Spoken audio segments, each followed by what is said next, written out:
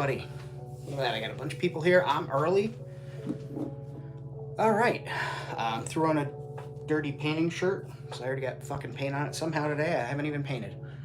But it's good to be here. It's pouring pretty much on and off all day today. You'll have to excuse me. I had some carbonation, and it's supposed to just continue to rain. I'm supposed to get 1.5 inches of rain here. My basement's already taking on water. My sump pump is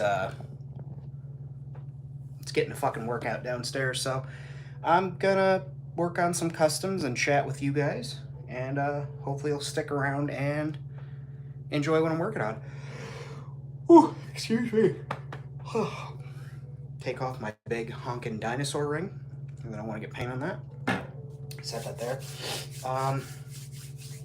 Thinking I'm gonna do some graffitiing to start off. I'm gonna do some more graffitiing on here, and get some like posters and stuff on this. Maybe add a couple more Greevleys. It still feels too naked for what I want out of this, so we'll load that up. Let me grab my paint markers because I didn't plan any of this. None of this is planned. This was just literally, I was like, yep, today I'm going to do a live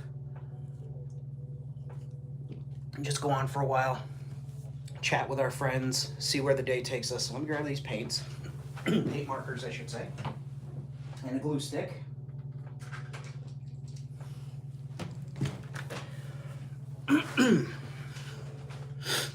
And I've got some advertisements that I've done up, and I also have, I was cleaning and I found an envelope which I saved. I was like, man, that's weird. I'm not usually the person that saves envelopes. And then I remembered somebody had made me some artwork they had mailed to me that I showed off on the channel before, and I was like, okay, that's cool. And I kept the card, but inside I'd forgotten I put my ACBA stuff in there, and I had put billboards, designs, paperwork, cutouts, stickers that I wanted to use for world building, and yeah. So I was like, let me pull that out, use those too, and get those on here. So got a pretty good opportunity to choose from here. Pretty good lot of stuff. So now I remembered why I held on to that. I mean, I kept the artwork because the artwork, but it didn't make sense why the folder was still so full. And yes, the dinosaur tease, the Dino Hunter tease, that has my full attention. I'm excited about that. Yeah. Let's get some paint flowing here. We'll see what we got going on.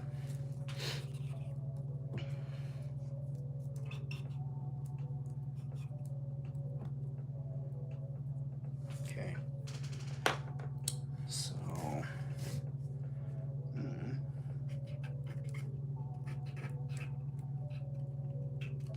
come on, paint pen, flow.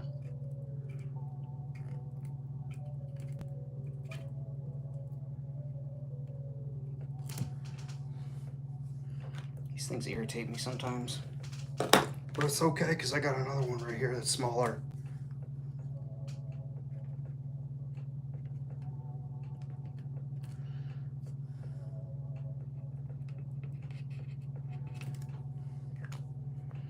And like my graffiti, trying to thrift and list. Buddy, go do your thing, my friend. Enjoy your day, enjoy your date. Get extra kisses.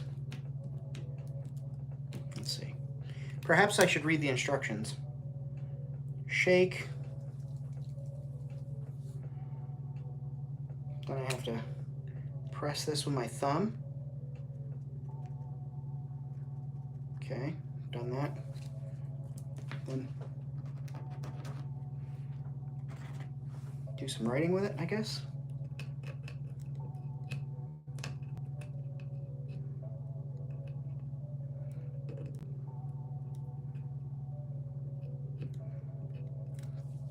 really.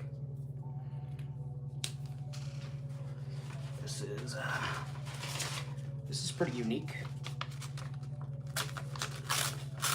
Tested it on some white paper. Maybe this plasticky coated stuff is causing.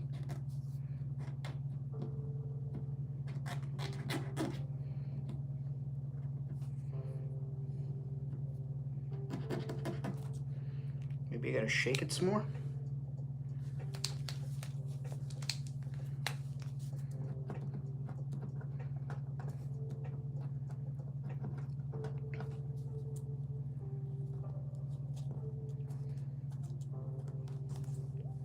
I'm gonna let that sit upside down for a second. Let's try one of the ones I know that work. There we go. All right. I wonder with the Jurassic Park stuff, I wonder if they're going to do, like, if they were inspired by, like, cats like the Jurassic Junkie. He used to go by JP Compound until Universal was like, no, because he used to use their stuff frequently for the Jurassic and his dioramas and making custom figures, and use their stuff for Dino Crisis.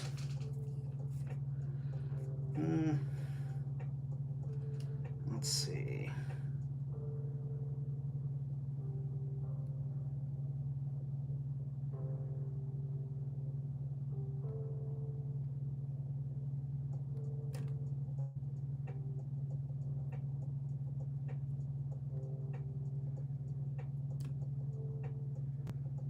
Okay.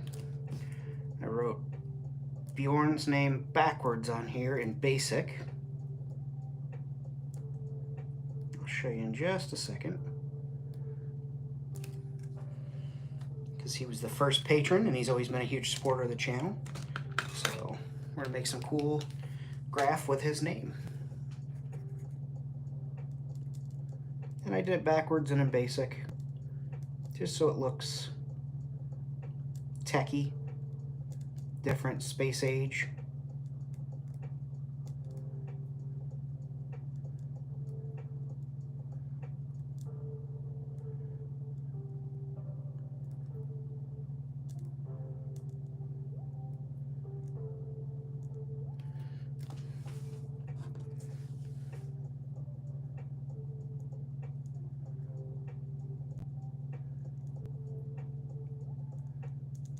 What is up with this paint?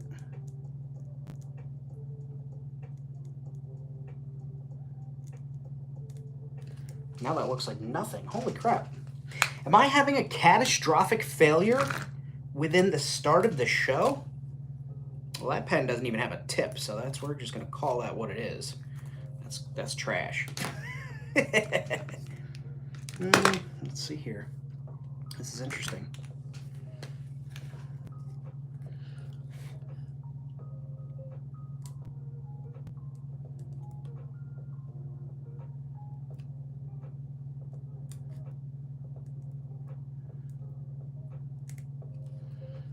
There we go.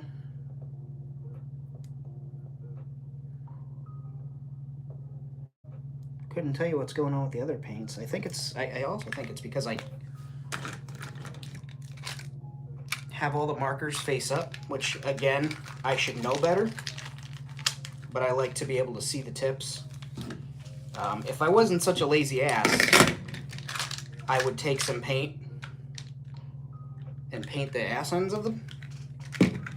But as has been displayed,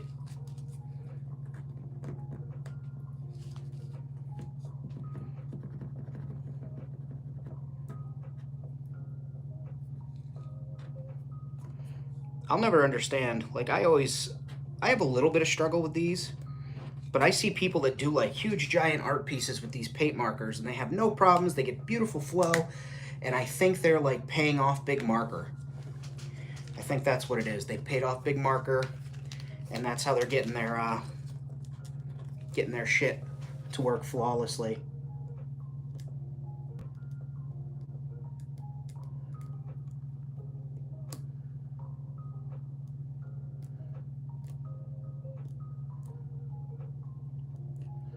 Coincidentally, I think that Big Marker also has a hand in Bigfoot.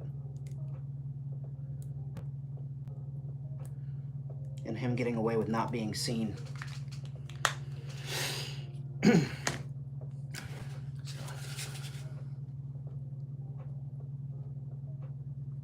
Then I'm going to go over that in detail a little bit with some black and some white, I think, to try and make it pop. But while I've got that here, let's put a...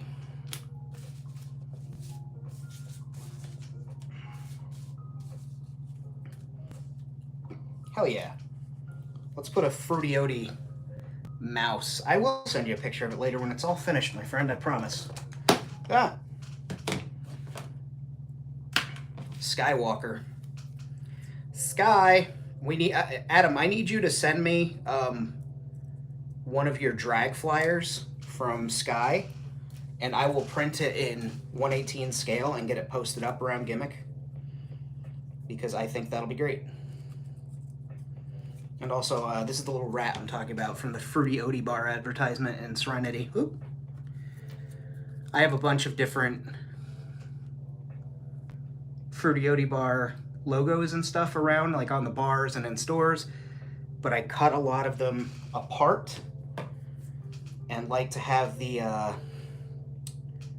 like the little critters and shit that are on there and the little anime characters, to place them in other places to give it that kind of, you know, Gimmick is very much space western, but I also do have a lot of cyberpunk homages and Firefly touches on that, with having things like the Alliance planets being way more high-tech and cities and stuff, so I feel okay having some types of like neon signage and things like that, because you can think of Western and you might think of Las Vegas, and Vegas has had neon there for the last almost, it's got to be close to 100 years now that they've been utilizing neon for advertising. Get the safety blade out, razor out, so I don't feel too terrible about it.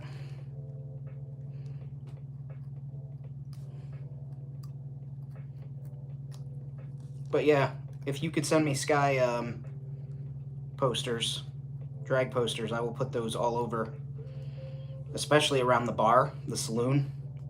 And we will be getting back to that on some live streams. I needed a break from that project. Something wasn't... It was like one of those things, like last night when I worked on that, that Dark Side Fanatic there. I was happy with a lot of what I was doing, but there was something with it that just wasn't sitting right with me. And, you know, sometimes you have to step away from a project, give it some time, and then go back and revisit it. And I think just the face of that guy needed a dry brush a little bit more to make him stand out a bit better. But I was just tired. I was running out of gas, and I didn't want to keep fussing with it. And Ant actually said it best. He said like I do, you keep fixing it until you break it. And I didn't want to do that to it, because I worked hard on that. I thought that was pretty cool, and it was great to get that done in less than an hour. A good kit bash with a repaint. All right, so I'm using Skywalker's eyebrow glue. And that was actually when I did Darth Vader Unmasked, because Vader's got the, you know, missing eyebrows from his burns.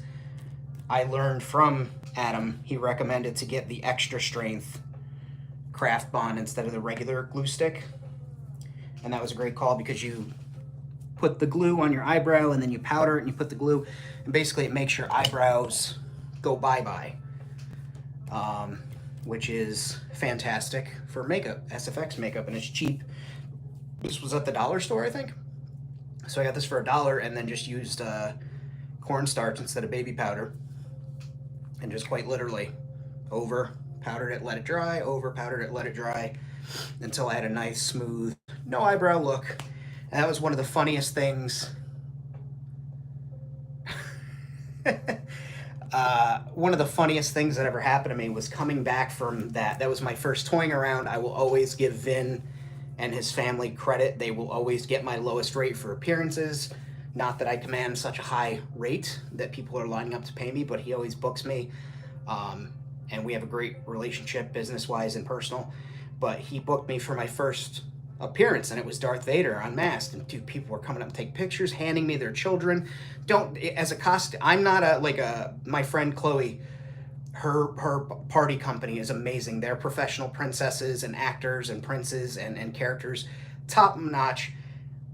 People, if you're not in that scenario, if you're not like at a children's birthday party with those actors, don't just walk up to a cosplayer and hand them your child without asking first. People were just approaching me and like fucking handing me babies.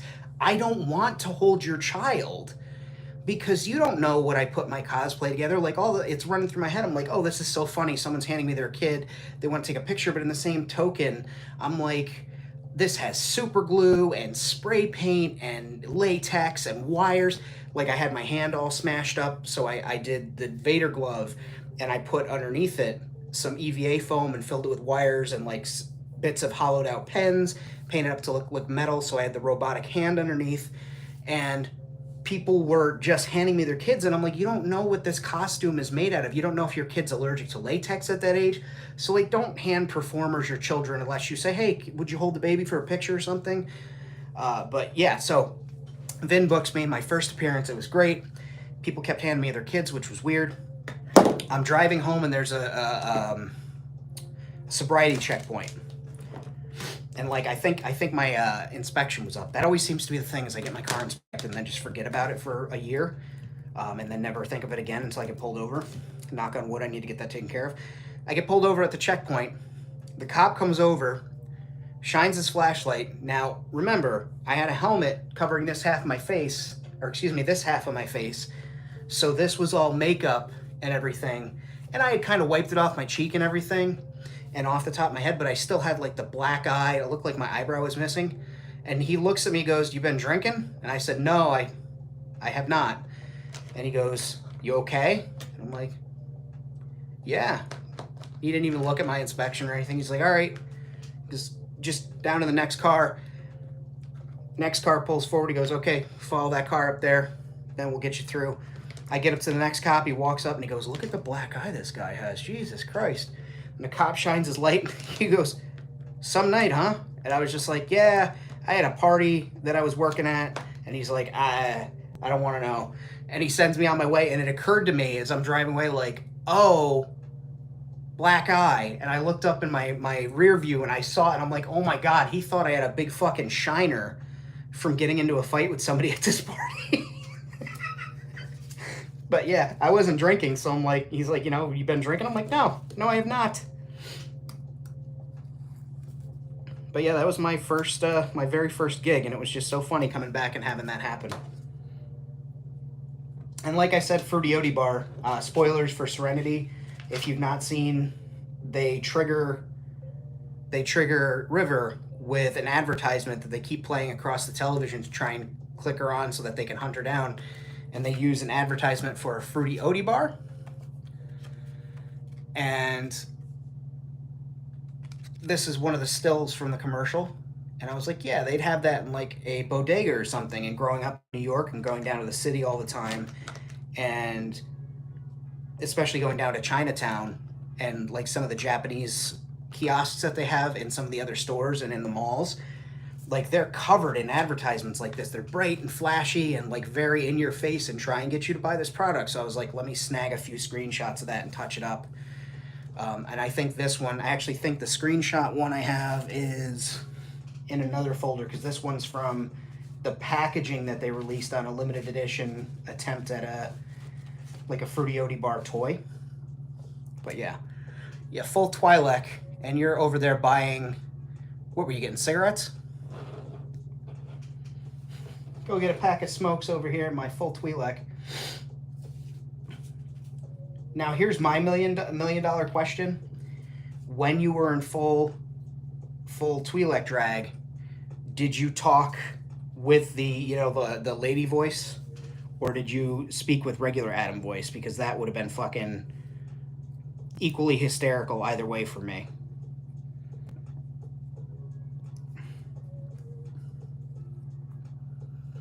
we lack hoe needs or smokes.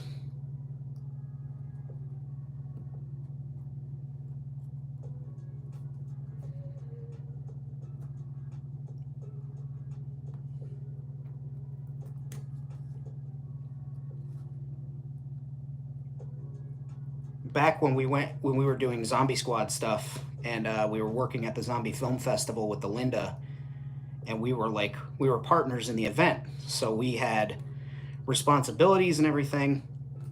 And it was me, Derek, and a couple other cats that we knew who were there with us, and we're in full like tactical cosplay, and it was like very much, we weren't in like military fatigues, like we weren't dressed as soldiers, there was no stolen valor or anything, but we had like old BDUs from like Desert Storm and shit like that. We had all customized them up and added pads and shoulder pads and shit, and we had our like zombie killing weapons and stuff on our persons.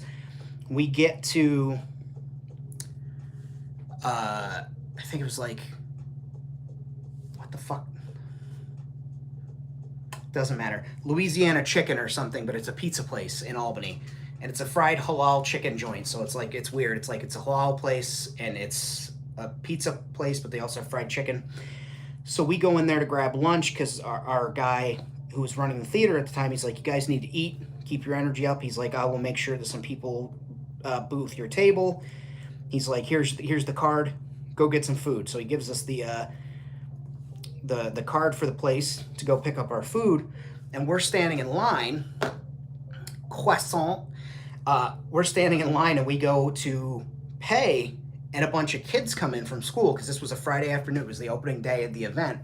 We had a carnival on the street, and these kids all come in, and this girl starts freaking out, and she's like, no way, there's no way this is real. How is this real? And we're like, what? My buddy had gotten patches for us that were like Zombie Squad patches. We had our regular Zombie Squad patch, which was the Z and the S and the black rectangle, but underneath it he had gotten a morale patch, and it said like, initial zombie response team started, blah blah blah blah blah. And it was like, it looked like it was a morale patch, and it was funny, but she was young enough to like not understand. So she's like, zombies aren't real, I've never seen a zombie. And Derek, without fucking missing a beat, he goes, you're welcome, and just goes back. We order our food, and we're paying these kids no mind, and they're all like arguing over whether zombies are real, whether it's a thing that can happen. It was so fucking funny of just like being in costume and having these strange encounters. Little anime character here. I'm gonna attach. I'll save that one. I thought I was gonna put it on there like that, but let's put an advertising sign on here for Spirit Halloween. Yeah, I have a fucking Spirit Halloween sign. We'll put that on there.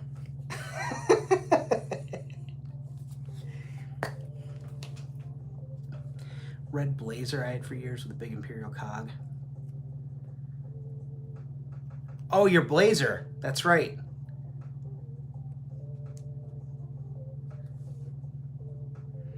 That's hilarious. That was like what, you had that two vehicles ago? Because that's been a while, dude. You haven't mentioned that car in fucking ages. Holy shit, I think I saw one picture of that. You showed me the doors. Put the Spirit Halloween advertisement right next to the rat. I like it because it's thicker, so it's a little more raised, so it stands out. And for a bit, I was going to do all my signs in Arabesh or space language or whatever, but because Gimmick is such a melting pot, and again, like I bring in characters like Marvel characters and stuff, they're not going to land and be able to speak English. But if some of those characters like Norman Osborn, who is in the city part of Gimmick, like the city itself, he eventually would start to introduce English in his signage to other characters that have come from our universe that speak English or basic. So, and there is basic in Star Wars. I don't know why I just hung so tightly to the Arabesh thing, but fuck it, we ball. And today's live stream is brought to us by Grapefruit Seltzer. yeah, Empire does some cool stuff, especially with his signage. Some really retro signs as well. Those are cool. I've got like the Middle Earth map on there. Basic is the language. So what do they call the English alphabet? Because there is English alphabet there. I thought Arabesh was the like alphabet, like a alphabet, and I don't know. I just work here. Let's put the Droid Depot sign right here. Yeah, we'll put it right on the corner. And that's just a Star Wars Droid Depot Galactic Standard. But yeah, this is just a printed out sign from Disney. I think somebody took a picture and cleared it up in Photoshop and made it available online. And I pilfered it, and I took my paint pen, added some red to the droid, and then I sanded it. Jason Jensen taught me that trick. You take some really high grit sandpaper and weather it a little bit, and then do the same on the back. It makes it look like an older advertisement that's been there for a while. And these are all on LaserJet. If it's printed on LaserJet ink. Any other ink will run when it gets wet or gets glue on it. You don't want that. You want to get LaserJet. And obviously not everybody's got a LaserJet printer in their home. I do not. I go to the local library, and they're awesome. They give you 5 pages of printouts for free, so you can snag any of the designs that I have on Patreon or that I posted, or even our buddy Wenzilla has some stuff available right on his Instagram. You can screenshot off of his story archives that are at the top and use it in your world building.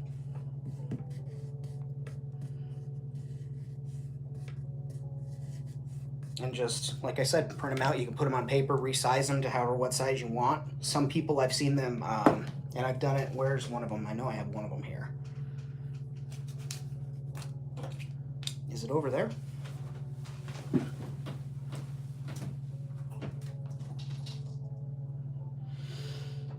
The cat probably wandered off with it. I have a Nuka-Cola sign, and because I wanted it to be like Fallout authentic, I took foil tape and stuck it on the back and then cut it out and then kind of crumpled it and bent it, and it looks like a real metal sign. And you can weather it as you want. But there's that on there. It looks like it's been there for ages. You know, people walking by maybe bumped against it, kicked it, weathered it a bit. So I think that's pretty cool. Let's put a Slusho advertisement right next to it. Yeah. Slusho is from Cloverfield. Like I said, Gimmick is deep in the nerd lore. I did do a short on signs. Oh, Bjorn's posted the link. Thank you, Bjorn. But Cloverfield is one of my all-time favorite. It rattles around my top 10 movies. Depends on the mood I'm in. But Slusho is also in a lot of J.J. Abrams things as like a Easter egg product. And yeah, again, it fits that like Asian marketing style, because Taraguto, the company that runs Slusho, that was mining the deep sea seabed nectar that awoken the creature after it fell from space and was in our ocean frozen, and they make Slusho out of it. And Slusho was in Star Trek, it was in Alias, it was in Fringe, and Cloverfield. So there we go, we got that one. And I'm trying to think here, what else do we have for... I know I have some more signs and stuff. Put them in my dinosaur book because my folder got wet sitting on the table. So let's see here. Nuka-Cola, Blue Sun, Rocket Pop, some of my designs that I was... yeah, let's pull those out. Let's use some of mine that I was testing out for you guys. I got to get the right sticker paper. The sticker paper I got was super high gloss photo sticker paper, and I did not... oh, there it is. There's the Nuka-Cola one. I'll pull out some of my older signs too. I didn't pay attention to that when I ordered it, or if I saw it, I thought it was a great idea, and then it turned out it wasn't a great idea. So my apologies on that, but they will be available for the patrons that were there from the start and that have been on there and left. You know, if you were a patron, you signed up, you'll be getting some and access to them, and also to friends of the channel, and then they're going to be available as sticker packs and also inside of the Rusty Jackalope Provision Company boxes that are going to be out and for sale after I hook everybody up that's a channel regular or who's reached out about them. This is some shit that I saved. What up, Zilla? I was just talking about you with your signage all over Amrak Spot on Instagram, how people can go and screenshot that from your stories, because we're doing signs and graffiti on the utility building.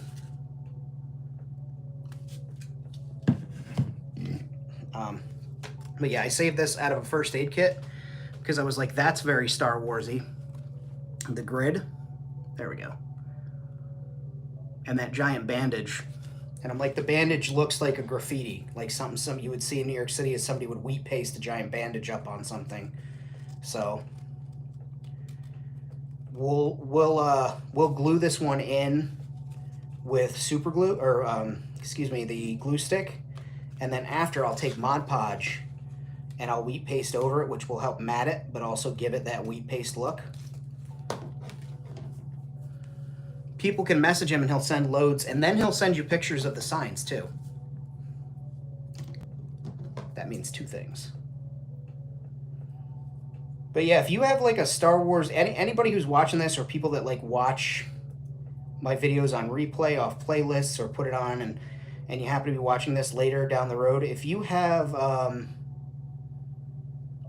like if you did like say a Star Wars player, like I want to talk to my friends over at Folk the Empire, which are a Star Wars themed folk band, and they're really cool. I really like their stuff. I want to get a couple of their event posters and print them in 1/18 scale and post them up. But if you have something like that where you've done like a 501st event, or you've done like you have a Sabic League or something, a lightsaber league, those people that do the competitive saber battles, hit me up and I will make sure that I print out some of your stuff if you'd like, and I will post it up around Gimmick. Yeah. And because this is a shiny plastic, almost like a newspaper or a magazine page, I'm actually sanding the back on a sanding stick just to give it a little more tooth, so the glue has some purchase when it goes on. So it just took, like, the front is really glossy because of what it is, but what I just did on the back took a lot of the gloss off, so that's what we're looking for. Looks nice. People can message me. Playlist. That's awesome, Bjorn. And I've been trying to be a lot more diligent about adding the lives to the playlist of lives that I have. And also, like, if I do one that's like extremely gimmick specific or dinosaur specific or whatever, I will make sure that it gets added to the correct playlist that way. Oh. This is a great tool. Just a stick from a cotton swab. If you're ever pushing like something that's wet, like a wet slide decal or whatever, and you don't want to use a paintbrush handle or whatever, just use one of these. I don't think that's going to stick on there in that spot anyway, so we're going to put the bandage. Yeah. Oh, that's very, it's the slickness. It's the slickness.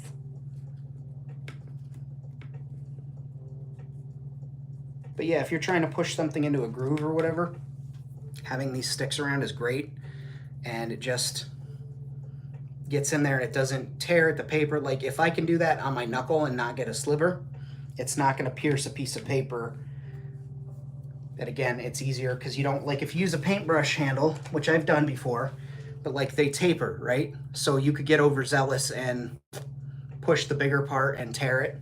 But with something like that, it's one size from front to back, and you can use it. You can also do the Old Famine, my favorite, which is the back of my thumbnail. and just use that to push on there. And again, just push on there. Back of my thumbnail will help push everything down. And that's just an old, like, high school art class trick of doing something that's like old school for me anyway. I had some cool, here's another Fruity bar advertisement I have. Smack that like button and call it daddy. Thank you so much. What's going on, man? Another Blue Sun advertisement I had hanging off of the antenna strip and gimmick. That was just a nightmare because two things happened. One is I love my cats, and they misbehave and they climb up there and they headbutt because they like to mark dad's stuff and they knock them down. But then number two, if I was putting a ship in or something and I'd reach in, I got some, you know, pythons, right? But I'd reach in and forget and hit it and knock it down and then start to tear stuff down. So I was like, okay, I'll take some of the hanging ones down that are like up close. There's still a couple that hang in the back. Repurpose them so I could do that. Like right here, I could, if I wanted, and you know, I might just mount that like a hanging sign right there. Like it looks like it belongs there. Like I think I'll only have to put a bead of glue there and that'll stay.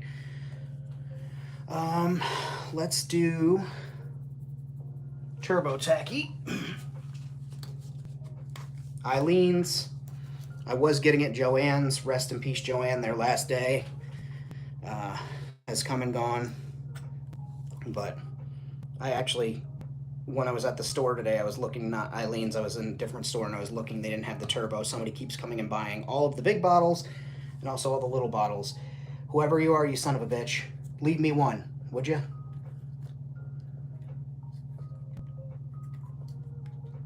But yeah, now we got that on there. We'll get the cat hair off of there. Looks probably a peanut hair if I'm being honest, because he used to love rubbing against those things. That looks like it was posted up, and that's something you'd see in between buildings in Japan or in a back alley in China. Yeah, world building, baby. I am gonna cheat because I don't want to wait for this turbo tack to tack and just put 2 drops of Supergol in the corners to ensure that it stays in place.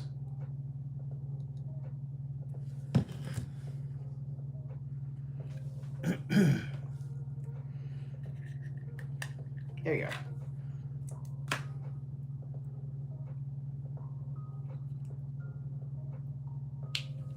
That is glued shut. There we go. Cleared it up. Possibly. Nope. Cut the tip.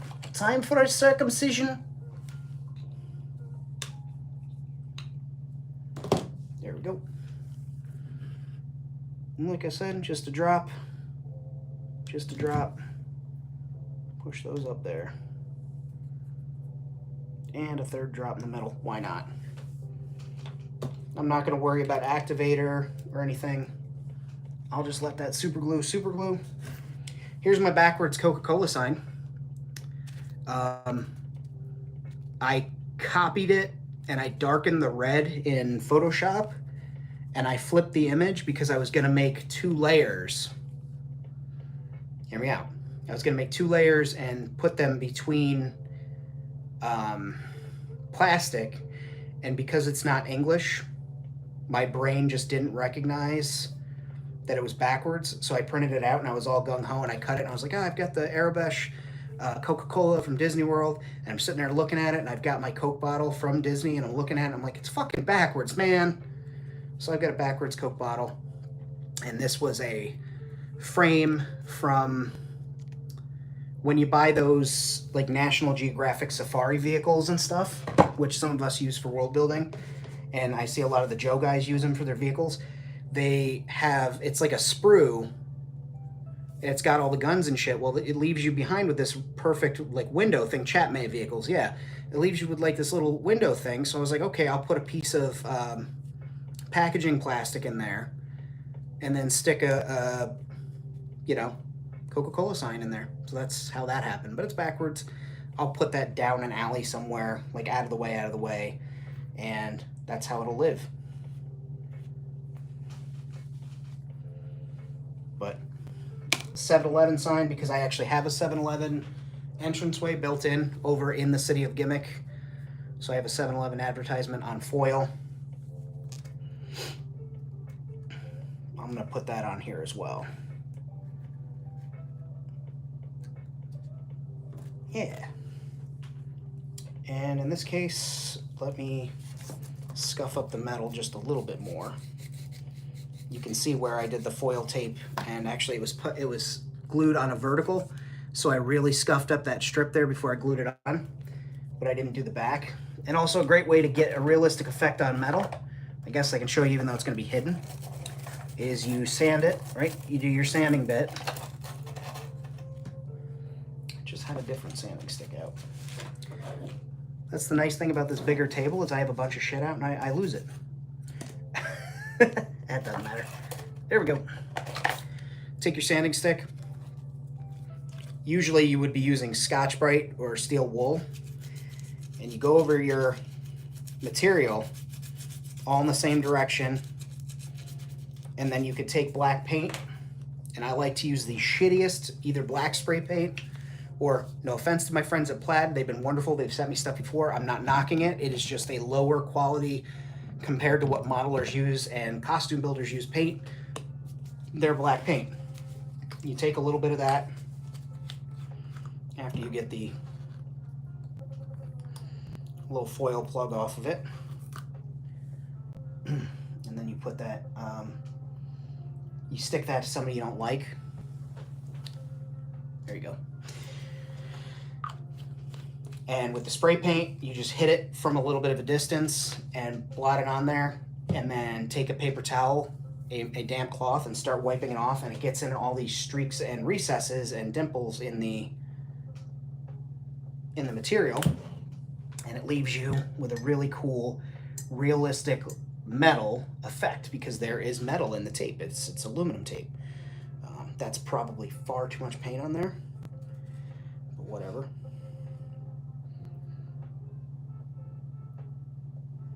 Yeah, let me grab a cloth real quick to take that off. That's far too much on there. Oh my God. Famine, you made a fatal error. You have failed this city. The green arrow is gonna put a fucking arrow through you. I keep a scrap bag of old t-shirts for the material and also as rags. Wenzel actually mailed me all of his sleeves one day.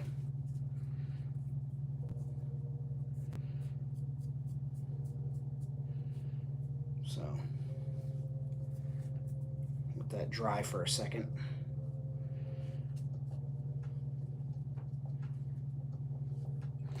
And then when you wipe it off, all those scratches, like I said, they're gonna have black paint deep inside them. Yeah, and Taylor's probably wondering where her fucking clothes are, bro. I don't know.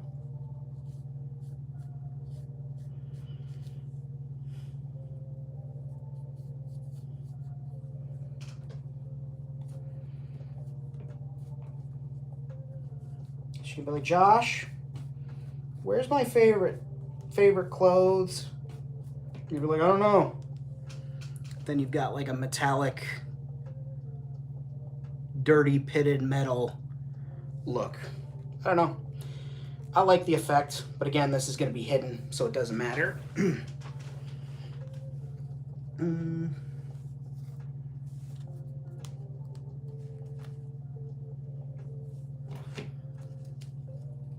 yeah, you can also do this for like tabletop gaming signs, model railroading signs. I think you should call in #BadInfluence.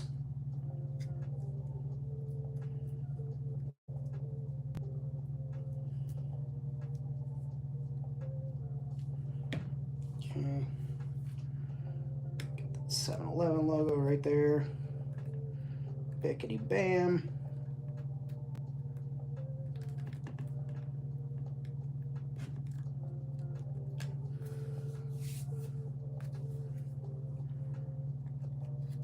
Yeah, don't you ever get sick ever again. Who else will stop the chaos? Like, it's already starting to look like something you'd see. Kitchen abortions. Those are dumpster babies, we like to call them here. Yeah, we're going to use super glue on that. Because again, Famine doesn't think. Are we going to use super glue? We're going to use a little turbo tack too. So many goddamn glues on here.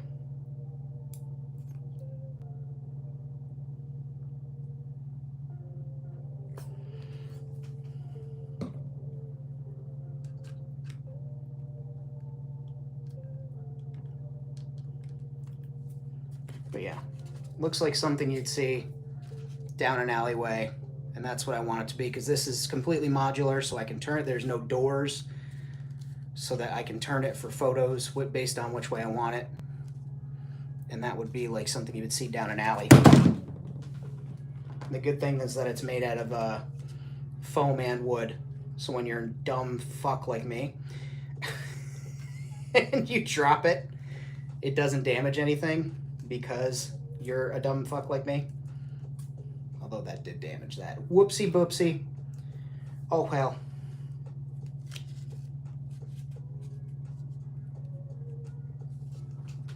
When that dries, maybe I'll tag that with a little bit of graffiti, maybe put a little graffiti on there too.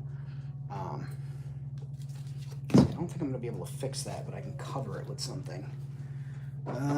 So for the big, I want to put a big flyer on this side because it's naked.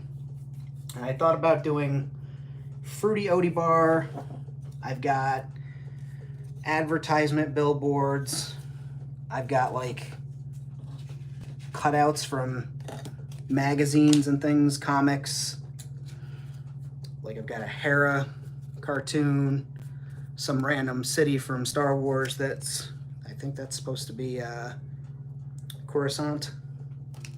I could be wrong, but it was from like a magazine cover or something. I cut that out. But for the big advertisement here, I think we can do Leia with the Coke bottle. Or we could just do Leia.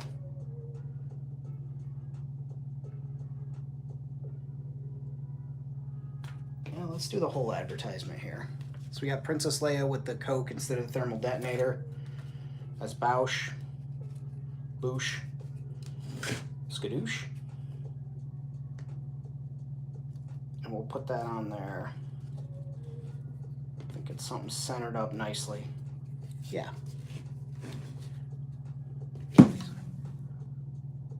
Triple D, what's up? Leia and Coke go together like peanut butter and chocolate. Oh, I get it, because of Carrie Fisher's. That's terrible. That's terrible. How dare you say that about our princess?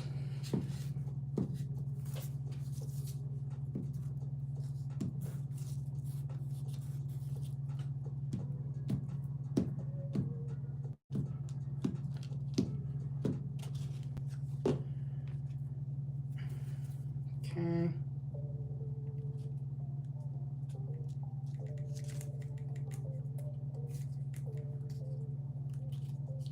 Tuck that under. Nice.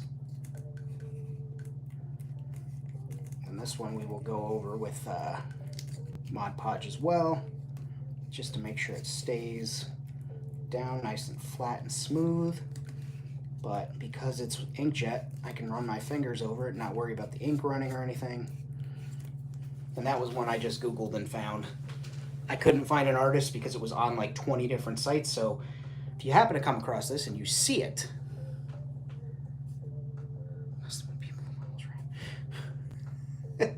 if you're the creator of that design and you use the Disney's Coca-Cola bottle and you want some credit, please leave a comment. I will gladly credit you, but again, could not find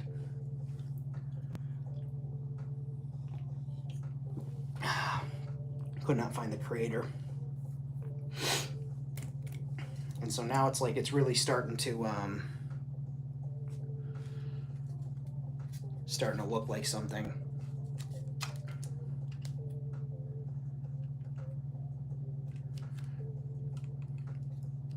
I feel like we could still add more.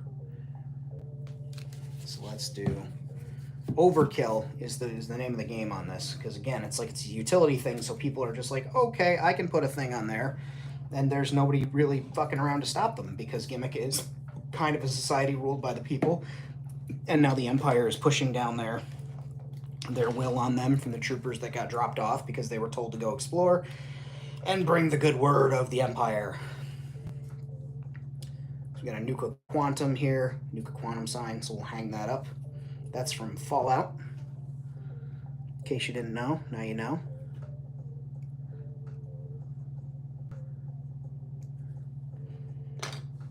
Just put that on there.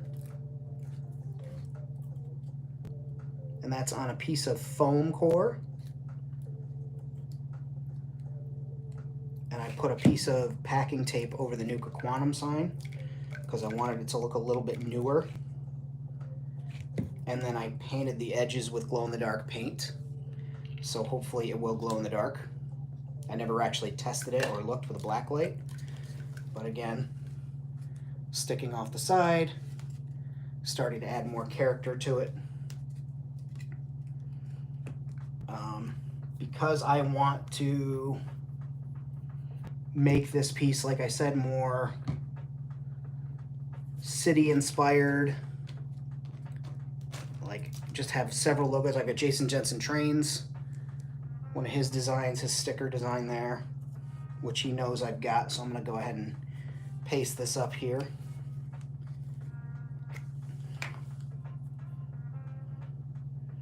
Load that up with some adhesive. Again, we're just using a super tacky, extra strength glue stick, Elmer's Craft Glue. We'll put Jason Jensen over here, over part of this map of Middle Earth, and whatever this design is here that I put on the side, 3345. Should change it to 8645 just to piss some people off. The 7-Eleven metal sign doesn't want to stay put with me moving it around. There we go. Just a little supergle.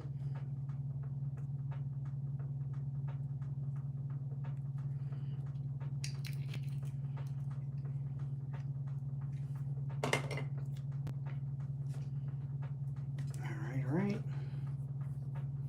I'm just trying to think here, trying to look at what I've got. Maybe I could put a... So I've got ATM screens or random screens for electronics, but they say out of order, and I made it look like the glass is smashed up on it. And I'm thinking for those, I won't use it on this, but for those, like, you could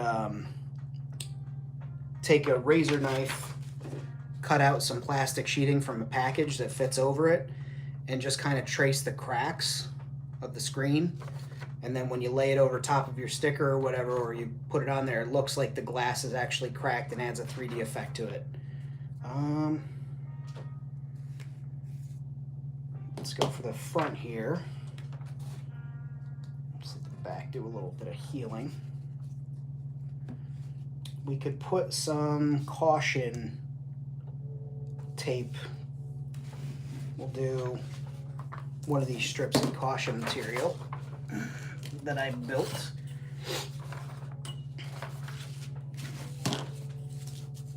In my editing time. This humidity and all this rain and the pressure change, oh man, gives me a like almost a weird earache. Let's see. Red and white is less common, but like black and white caution stripes are pretty universal. As like a fucking hey, don't do that. So I think that's the one I'll use here.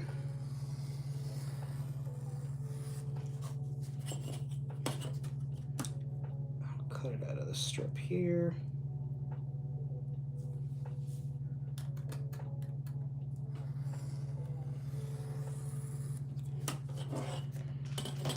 And then we have a caution tape, or a warning tape, or whatever you want to call it. You could put this down on a floor. You could literally tape it up as like Imperial Police tape. Put it over a space crime scene. I'm just going to use it to make a warning strip across there, just to give it like some more character. And I can always go over and weather it again over top, because you guys know I love to weather. Because I think weathering makes stuff look realistic and is a good use of your time.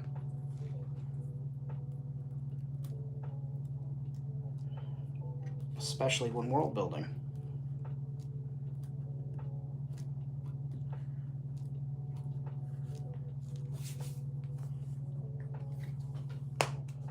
Okay. And now I'm just going to use this knife to trim the excess off. I'll show you guys what I've got going here. Okay.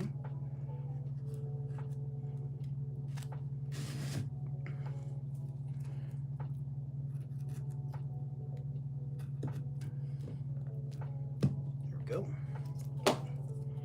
Did we not get enough glue on there? Let's fix that.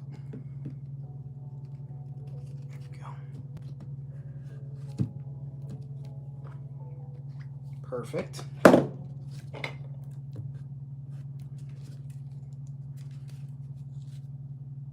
I'm just adding a little more character to that, a little more something.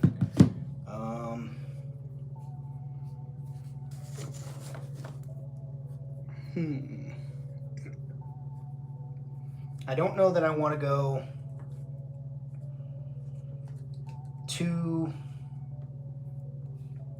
bananas on graffiti down here or anything like that, stickers and stuff, because I want this to be like a respected, even though it's like rusty and everything, I kind of want it to be a respected thing that's put together to better the community. But what I can do is I can put like some type of industrial stuff on there, like this Trask logo that I have, because we have Sentinels that have been salvaged from the desert and put to work as giant labor droids, or as monoliths that stand watch over things. And if you were to like open up certain products or certain like vehicles, things of that nature, you would find like makers marks, makers logos, I guess I would say, of different companies, and you'd be surprised. You'd be like, wow, I had no idea that this thing that I purchased from Kawasaki also has Honda parts in it. So we'll put this Trask logo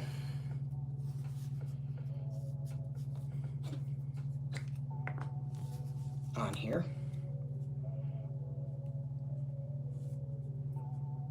And why not? You know, why not? Just line that up right there.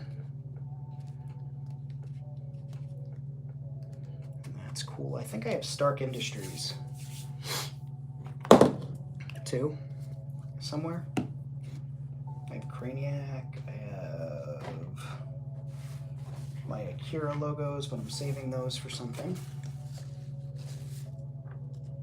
Blue Sun, LexCorp, Stark Industries. Yeah, we use the Stark Industries one.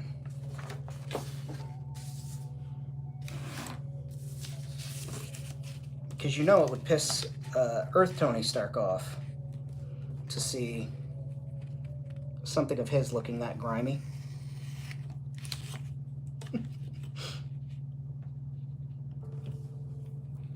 And to me, That is humorous. Ring, there's a person at your primary oh, probably the mail person.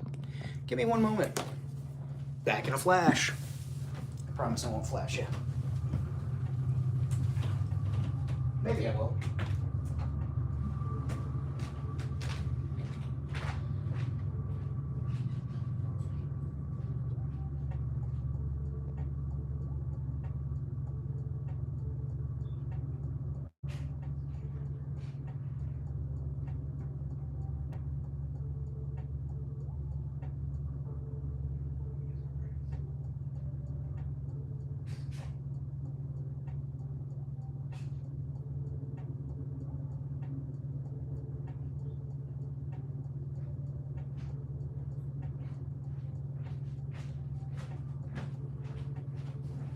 Quinny, come on, buddy. You are not in this live stream, sir. Come on, Quinn. You're not taking over. Quinny. Come on, buddy.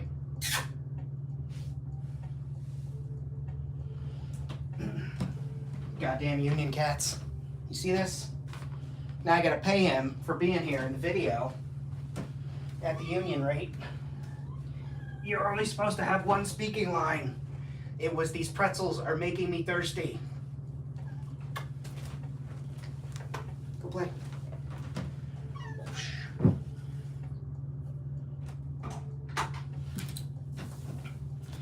Sorry about that.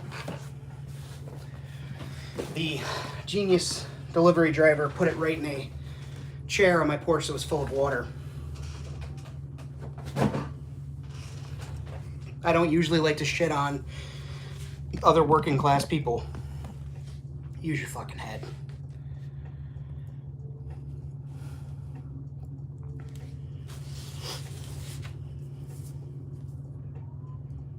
What's a respectable establishment, Bjorn?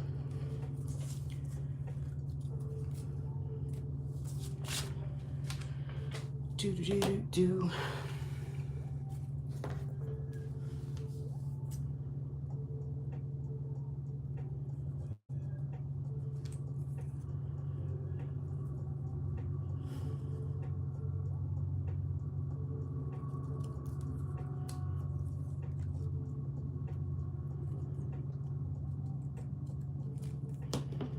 All right. Now this one, we'll do some fun things with this one. Somebody has produced. I've seen those, Ian.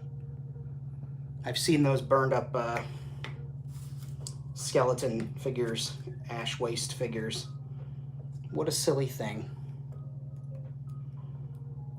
That's, you know, there are plenty of people that would pick that up and keep that carded and think that's great for their Star Wars collection, and more power to them. For Stark Industries, we'll line them up right there. Put their signage, give that a good press down real quick.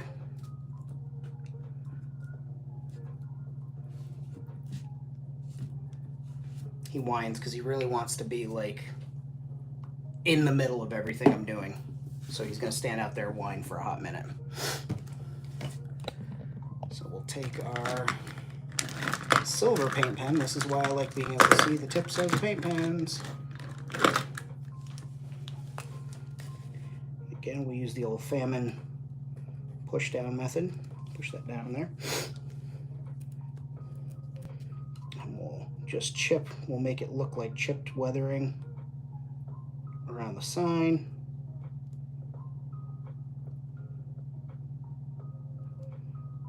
A couple of spots here and there.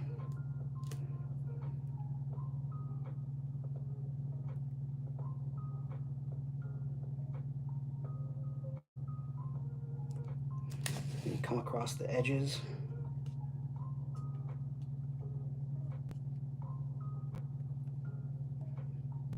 Right across the top here.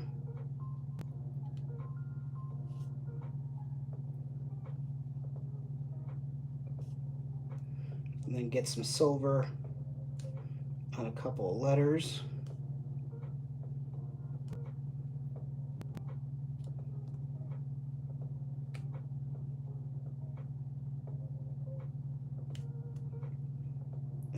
logo. And it just makes it look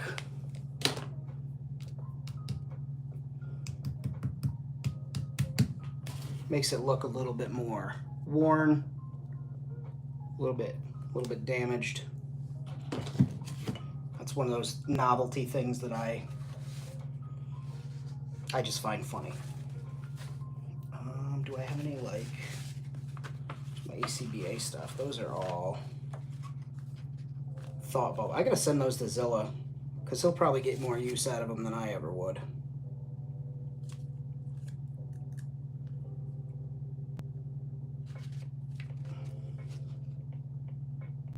Yeah. I'm gonna send those to Wentzilla in his package. T-Heat. Wentzilla's package. Alright. So let's do some more graffitiing now that the markers have had a chance to think themselves through whatever issue they were having.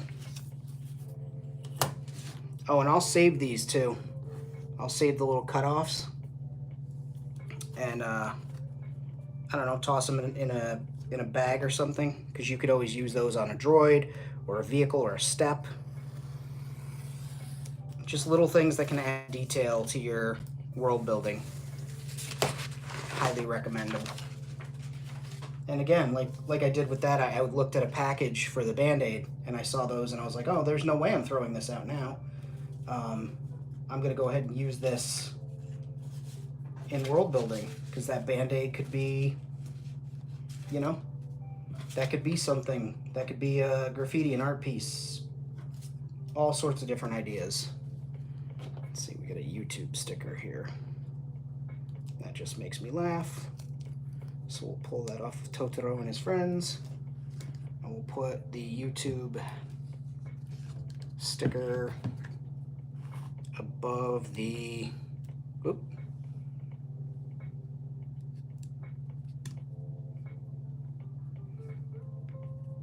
Put it right next to the Slusho.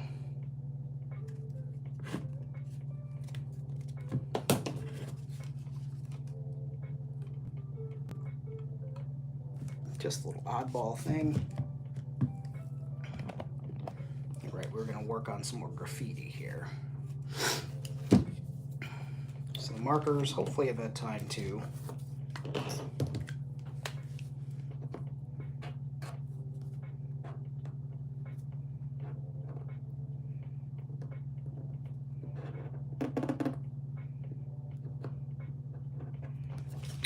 try this again here.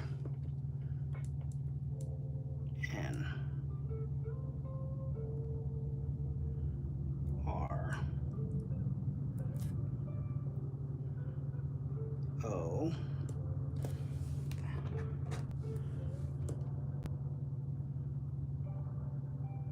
J B. It just doesn't seem to want to write on this. Maybe it's because it's gloss. Interesting. Interesting. It's not interesting. It's pissing me off. Give me a minute here. Let's see what let's try it on something that's not glossy then, Famine.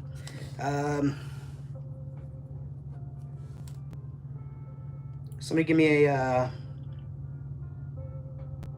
space word or space idea, something.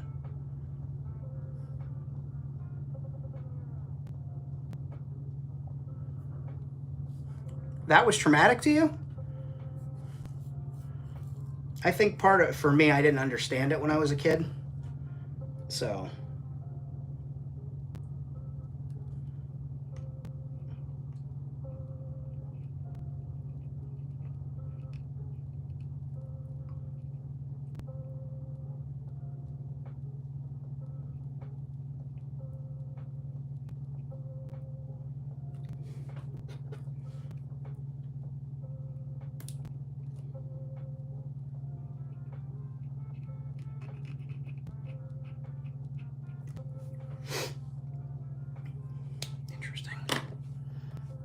Yeah, I didn't quite get Drock. Okay. Drock. Let's try another one of these markers. Read the instructions again, fam, and shake it. Then use your thumb to prime it, apparently. Then turn it upside down and work it on paper until eventually maybe some paint comes out. There we go. I can see it working down the pipe.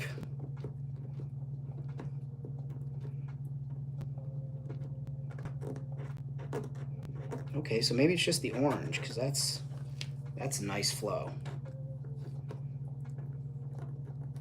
All right. And that was Drock with a D, correct? Drock. We'll do D. Oh, yeah. Oh. Okay. Okay. Yeah, it's definitely just that orange pen. Put a quotation mark at the bottom, quotation mark at the top. Okay, so that works really well. Which means that this blue one should have the same effect, so. Blue. Pump this with my thumb.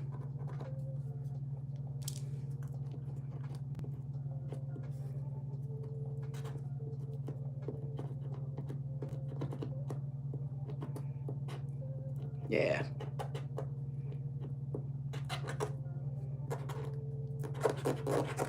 Yep. And then we'll do the same above it.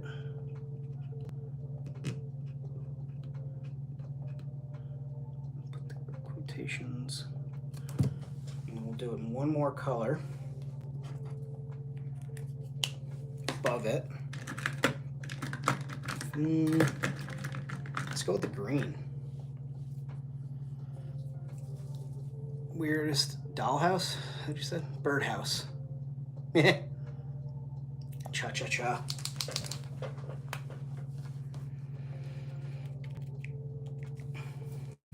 Space birdhouse.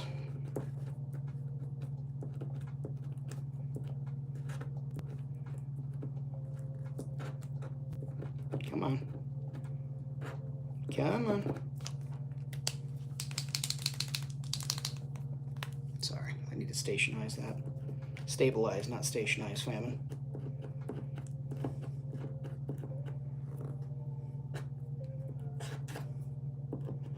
Really?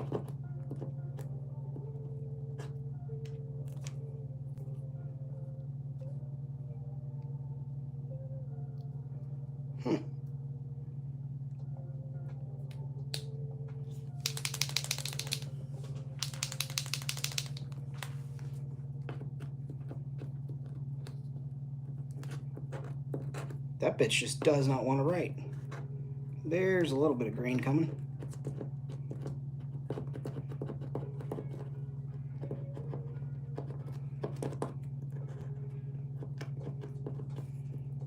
I can see it on the felt.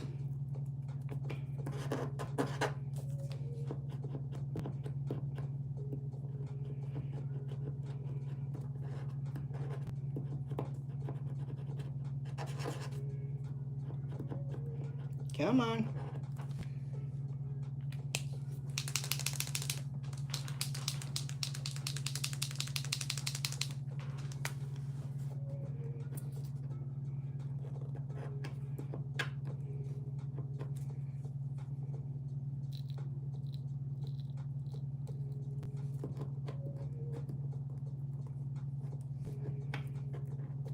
Come on.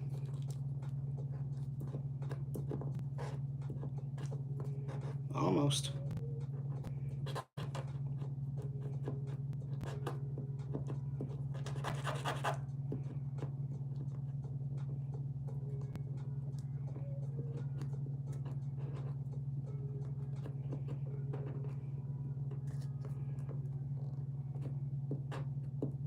It does not want to come out of there.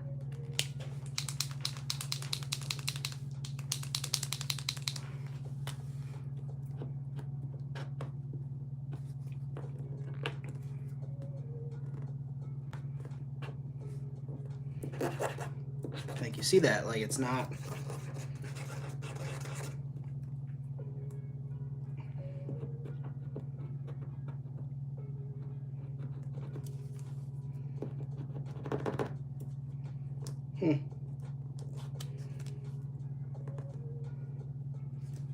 Bought these about a month ago and hadn't used them yet. And kind of wish I had saved the receipt.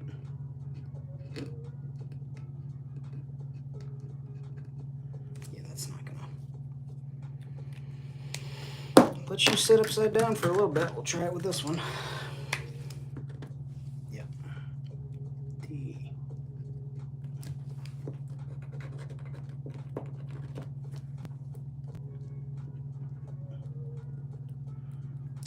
That looks like shit.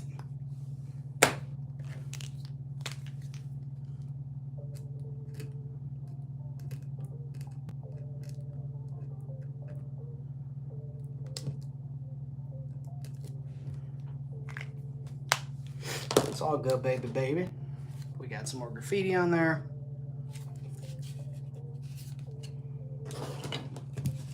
Let's do some graffiti down towards the bottom.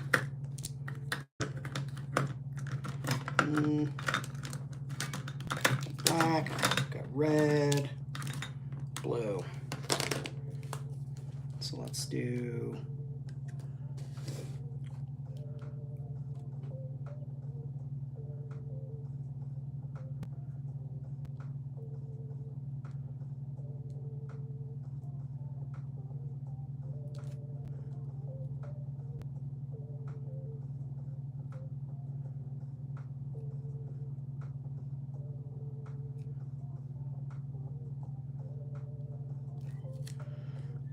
Let's do some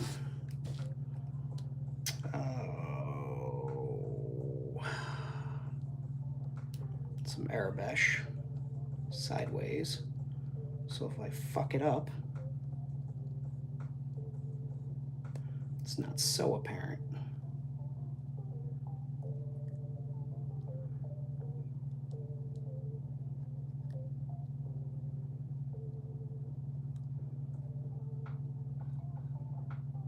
Okay, let's go with the blue. Surround it in black.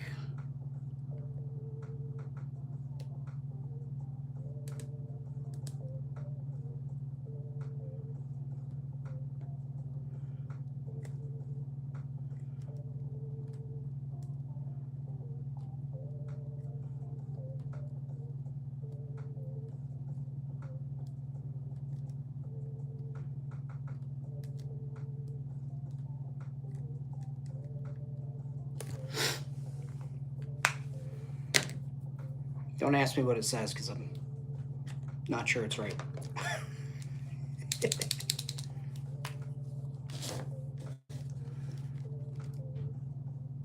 And then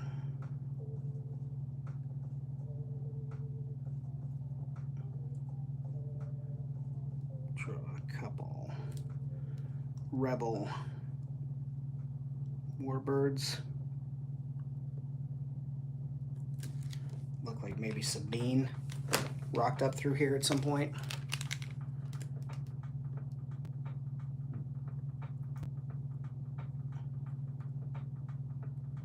Make it look like a little bit of paint spatter there.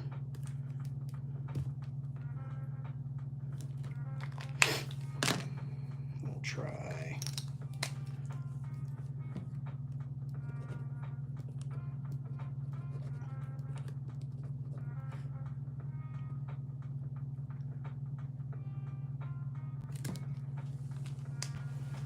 just making stuff look like other stuff. Honestly, seems like that's what we're doing.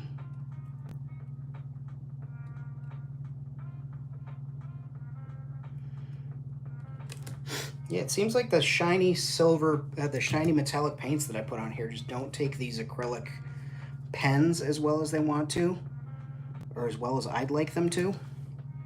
But when they built up a few layers like that, then all of a sudden it starts to show up. So I think what I'll have to do if I want to do any more big pieces like that is on this is like put down a layer of acrylic black or acrylic white or something. Use it as the base for the bubble letters.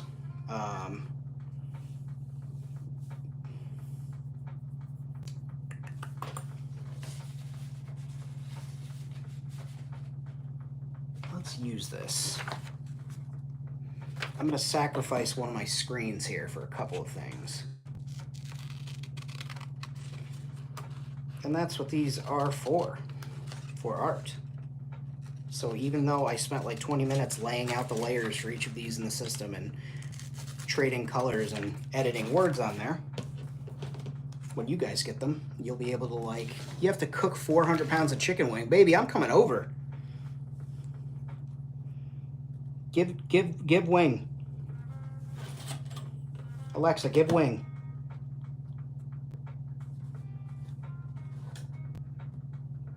All right, so I'm gonna cut the little computer technologic part off the bottom. Technologic. And I'm gonna cut the out of order sign right out of the screen.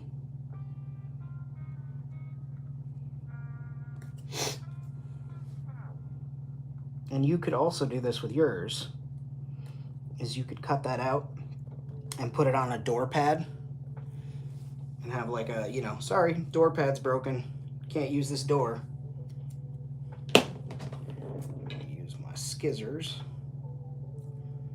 Trim that up.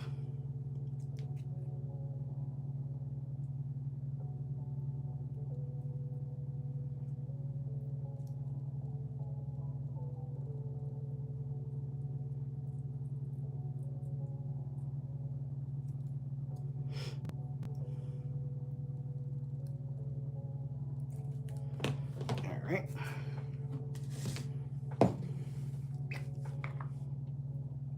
Soak this bitch in that. In the glue. Place it on here. Kind of cockeyed because I want it to seem like somebody stuck a sticker there. And then get this glue off my fingies. Where's that little stick that I had? Humidity is really messing with my sinus pressure. I don't like it. Get a job, humidity. You know what? We'll do it the gentle. We'll do it. There it is. I thought we were gonna have to do it the gentle angel way. We'll just press that in there.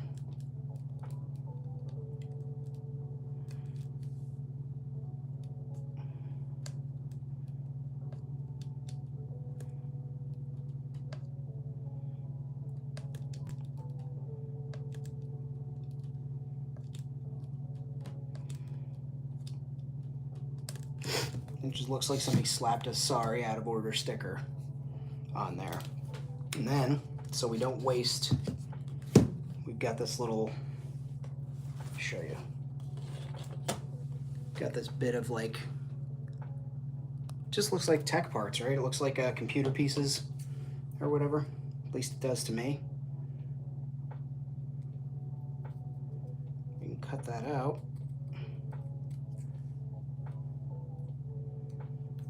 We can stick it somewhere on here in like a recess, and it just adds like the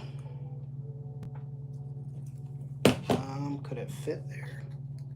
Yeah. All right, cool. So unbeknownst to me, that's gonna fit right there underneath this overhang. So when I take pictures from below, maybe it'll just have a little extra, little je ne sais quoi, little something something. I don't know what.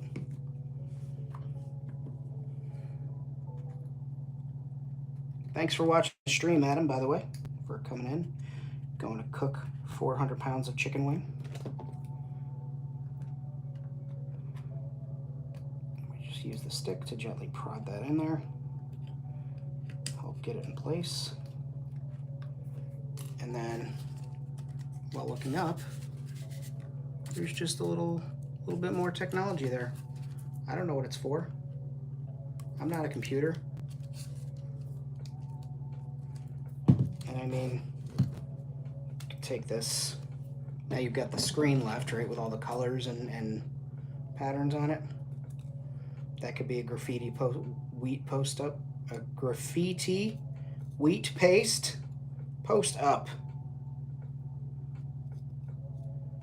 Just a piece of artwork that somebody decided to wheat paste up to a building. And we'll put that, yes. We'll stick that up here. So as I cut this even.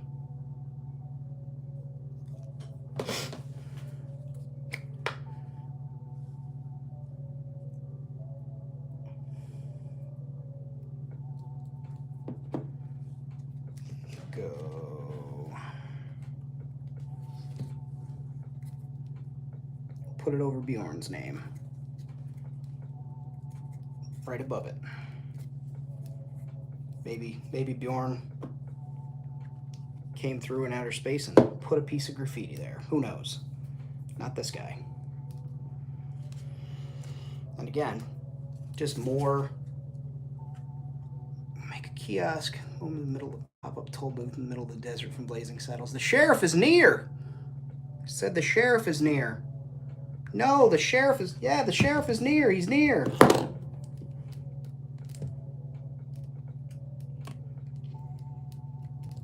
That movie is undefeated today in racial humor and showing just how ridiculous racism is. And then we'll put near that broken part that I broke, we'll put some of this caution tape over it. How about that?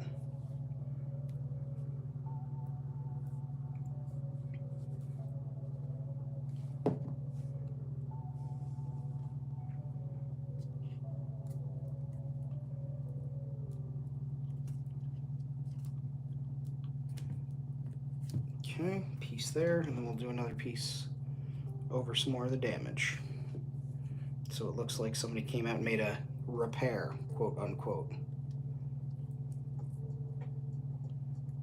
Get off my finger. Goddamn glue thing. Cool.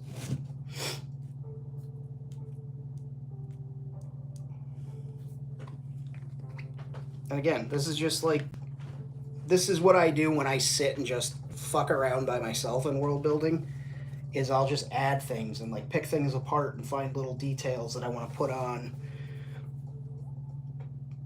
and then attach them and then forget about it, and I'll come back to it later. Let's put, I've got this little chopper antenna. I feel like I might put that on there at some point. Oh, look at that. I knocked the fucking paint off there too. Holy crap. Famine, you're done. You're cut off, buddy. Where's that black marker? We'll cover that up real quick. We'll never speak of this again.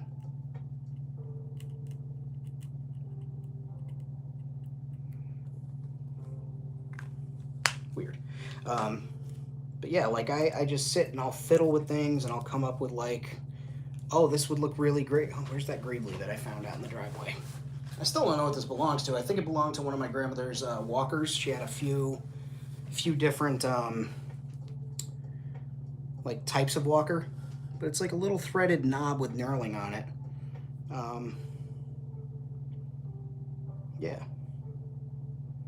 Let's drill a hole and I'll just put that on there, or like put it in here, or maybe on this piece here.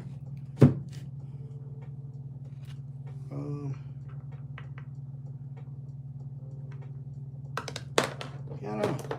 Maybe I won't use it on that, but like I find things and I fiddle with them and I take them apart and use. You guys have seen me use the Greeblies and stuff.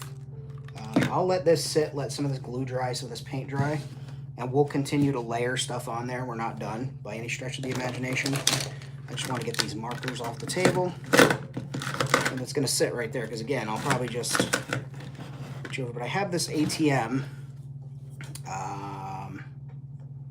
Who sent me this? Anthony. Anthony sent me this.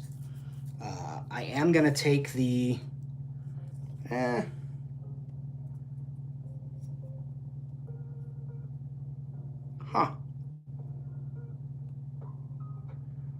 I was going to take the lettering off the top of it, but I think I'll leave it on. I think I'm going to leave this as it is. Let me do a little bit of sanding here real quick. You guys know me. I like to take as many of my print lines as I can out of things. But this one, I think it'll be okay. I just want to get a little bit of tougher sandpaper there. Sanding stick.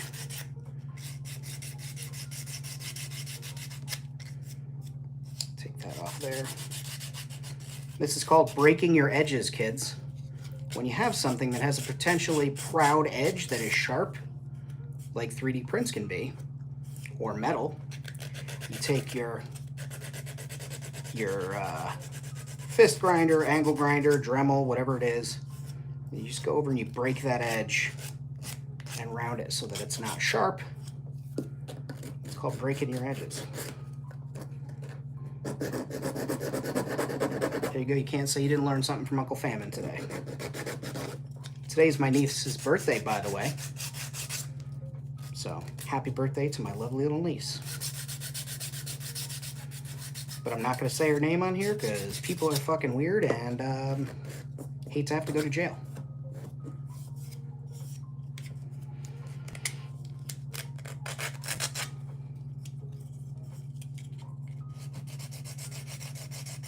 But we called and FaceTimed, and I talked to her, and I talked to my nephew, and it was lovely.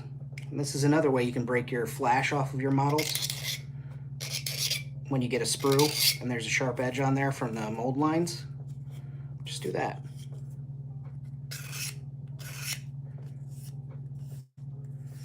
Cleans it up. Takes care of it. Don't do it towards yourself like I just did. I almost cut myself. All right, so we have a ATM machine. It's an ATM. It's an automated teller machine.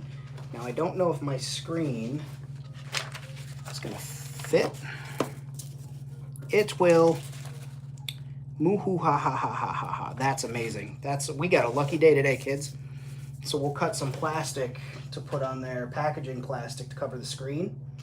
And I guess it looks like I'll be able to show you guys my method for that. Fucking banger of a day, guys. All right, let's get some cruddy black paint on there. Like I said, I like to do crappiest paint for primer just because it does a good job. It just has less pigment in it. It's really the primary issue that I have with this type of paint. But it's not a knock on the product. The product is great for, like, if people want to use it for at-home crafts, or they're just doing something around the house where they're like, oh, I want to paint this, this blue vase that I have here, and then clear coat it. By all means, do 5 or 6 coats. Lower pigment. But we'll just get this bad boy with a coat of paint.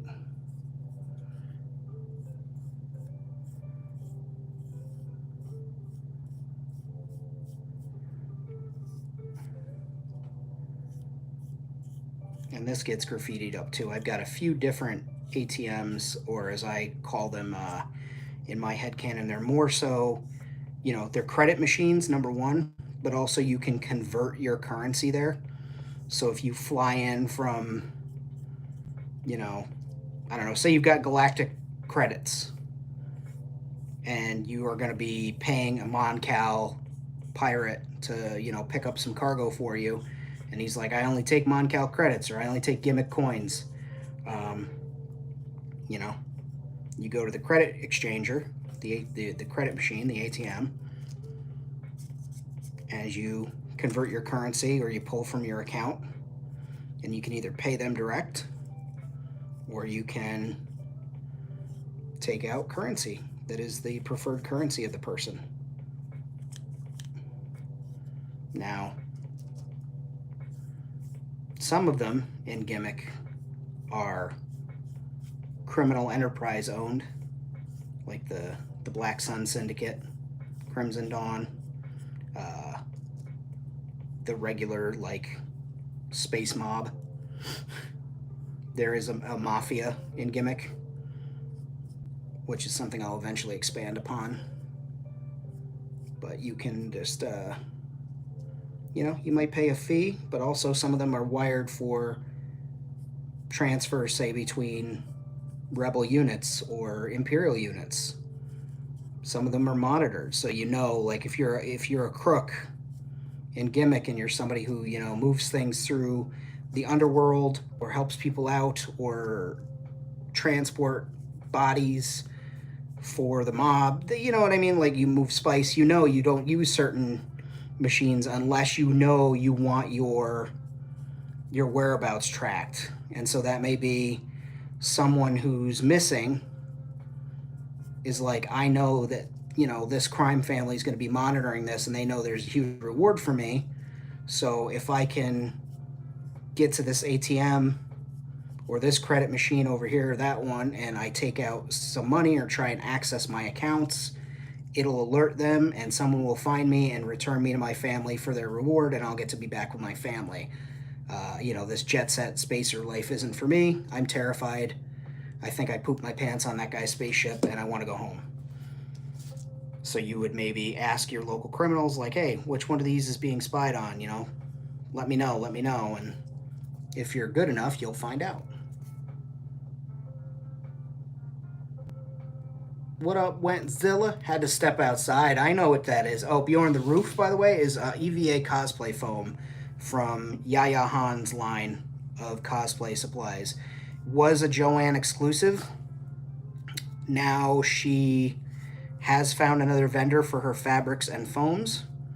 I just can't remember what it is off the top of my head. I do remember seeing the announcement from her and going, good for you, Yaya, and then moving on with my life.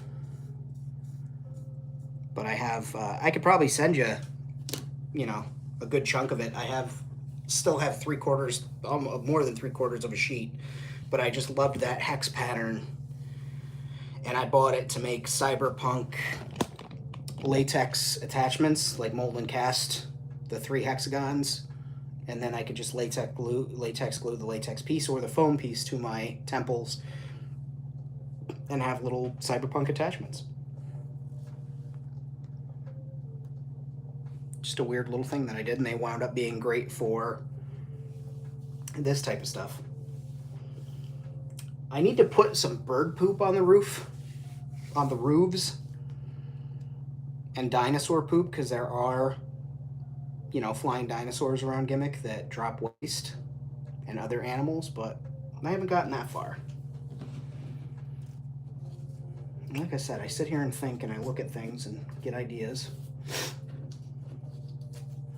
Just got these weird little squiggly lines that look like symbols from something, so I'm going to go ahead and put that on.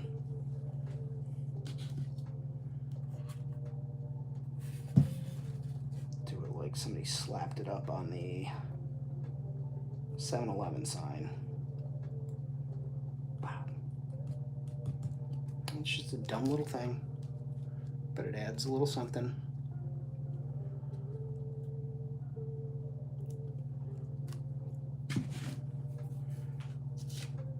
And I could heat that with my hairdryer to cure, but I want to open one of these packages. This one a friend sent to me. I think I know what it is. Or is this the one that I bought with my work points? Thank you, Hasbro. Or Amazon. Oh, my address. Yeah, nobody fucking look at that.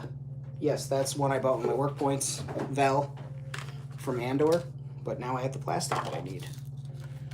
I wanted another female buck with that leather jacket for when Jurassic comes out. So and also her AK-47 space gun with the removable stock for my Rebels Around gimmick,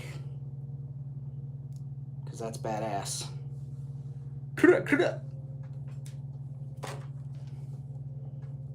But I think I'm gonna put ScarJo's head on here and swap out the gloved hands for ScarJo's gloved hands on Jurassic, the Rebirth, and have a different look for it. But yeah, so we've got our plastic that we wanted. We'll just trim off this.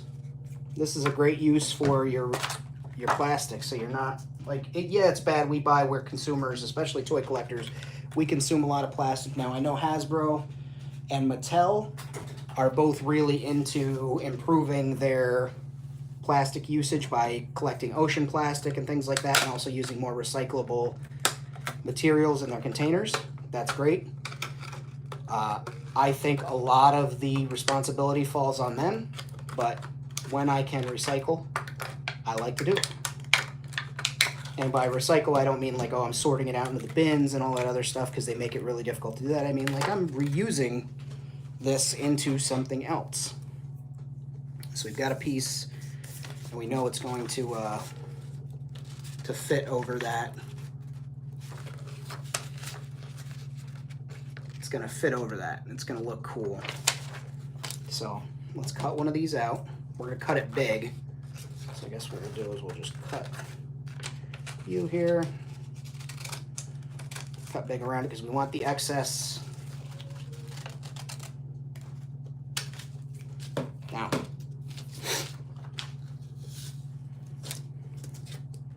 basically, shabba-dabba-doo, custom work equals kit bash. Well, I don't necessarily think that.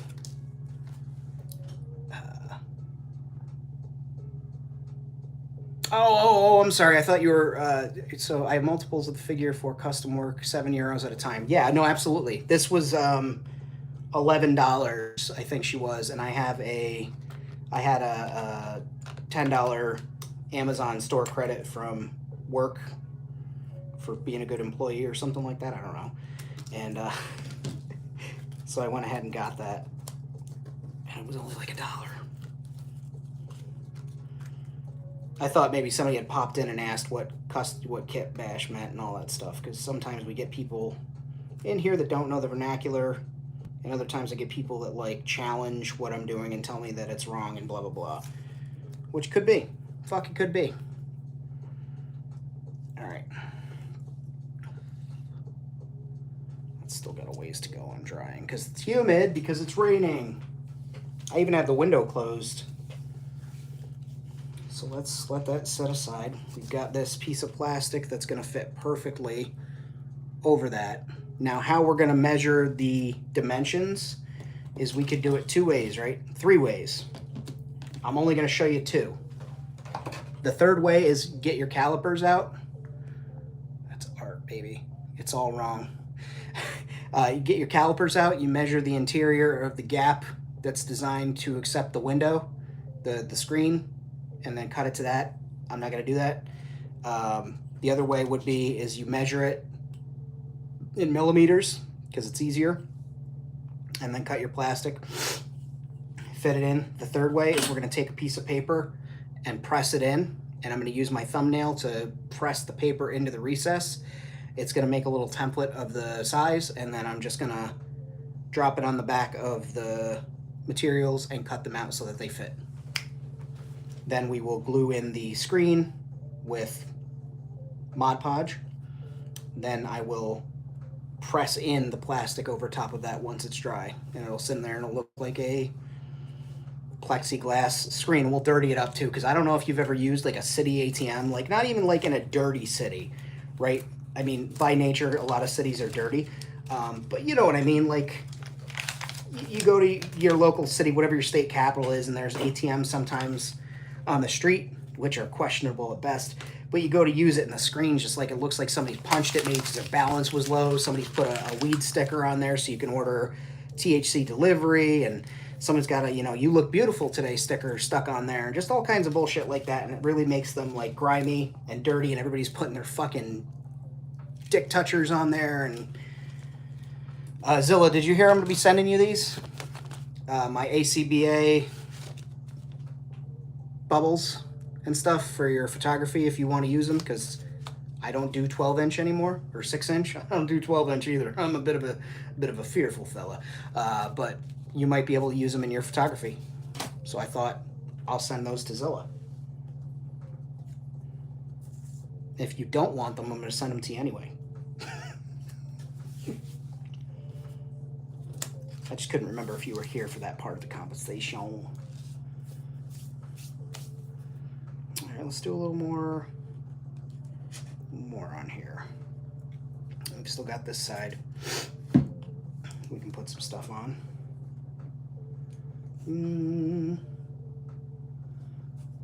Let's put a lucky. We'll trim this lucky cat. I was, but across the room. So this is a lucky cat. It's the deodorant, or not deodorant, cologne. I use a solid cologne, and it's called Lucky Cat, and that's their symbol. They throw in a bunch of stickers and stuff, and it's really cool, and I want to put it on there because it's a kitty cat. And if y'all know me, you know your boy loves cats. So we'll just, first thing we'll do, cut off the excess sticker areas that I'm not going to be.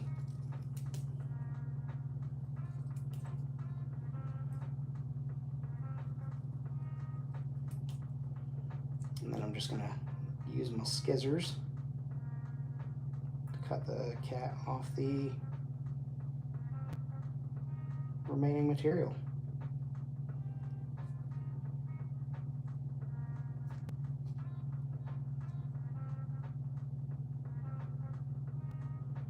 And this is one of those thick vinyl stickers too, so I probably could have like put this on my car window or something and it would have lasted forever and a day.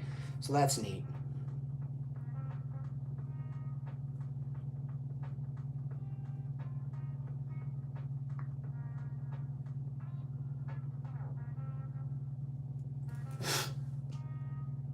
Thanks, bro.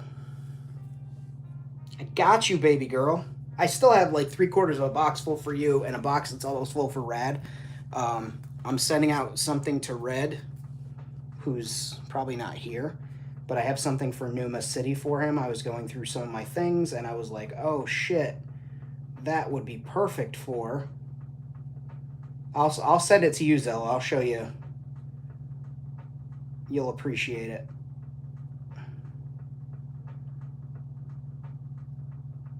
But I was like, yeah, this absolutely needs to live in Numa City.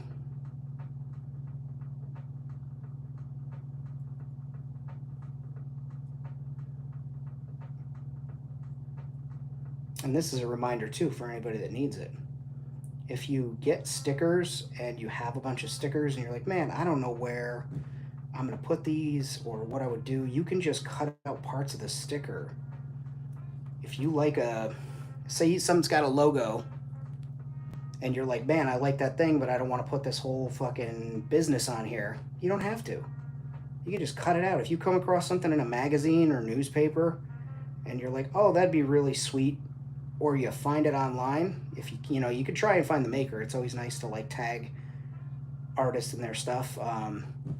Back when I was doing ACBA for 1/12 scale, I reached out to one of my favorite graffiti artists, Zero Pro, and he does this character called PJ the Pigeon, and his slaps are up all over New York. It's like one of my favorite things when I go to the city is to count the PJs that I come across and find. I reached out and I said, hey man, I'm building a, an art piece of New York City. Can I make a miniature PJ slap to put in my world, just as an homage? And he was like, hell yeah, thank you for asking, blah, blah, blah, blah, blah. And I was like, I'm not going to print out any of your PJs or anything. I'm going to draw them myself. And I did. So I took an actual hello, my name is name tag that the guys use for graffiti slaps, a lot of them do, or like a shipping label. And I cut it so it had the red at the top and the white. I used that same material because I cut it right off there. And then real carefully, I drew PJ as best I could in that scale and that size. and put it on a trash can and showed him, and he was like, oh, that's so cool, thank you so much, blah, blah, blah. And it's like, you know, but something in a magazine or on a sticker or whatever, like if it's something, you know, especially if it's like, say it's, oh, it's a logo from this Star Trek thing that I want to put on here, you ain't got to ask anybody about that. Just fucking do it. You know, just cut it out and use it. No one can stop you. No one's gonna stop you. Nice. Just another piece of culture on there.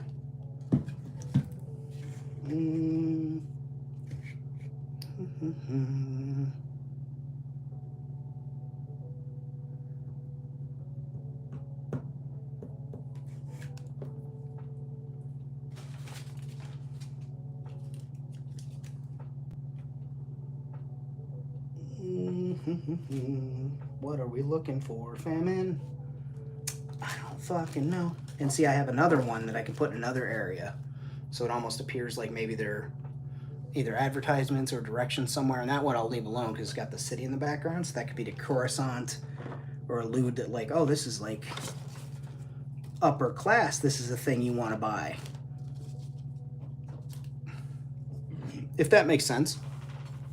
And if I don't make sense, fucking tell me, because sometimes I'll ramble about shit for an hour and just sit there and go, I wonder if they even understood what I was talking about. But people seem to tune in and like my stuff, so I try not to beat myself up too much. But man, sometimes I fucking wonder as I yammer on about this stuff, like, is this getting through? You guys understanding what I'm saying?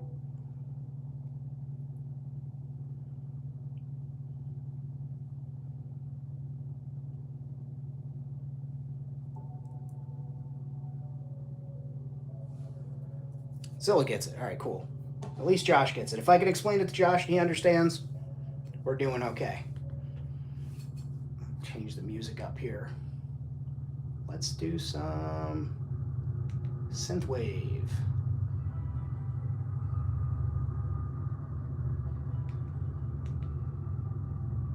There we go.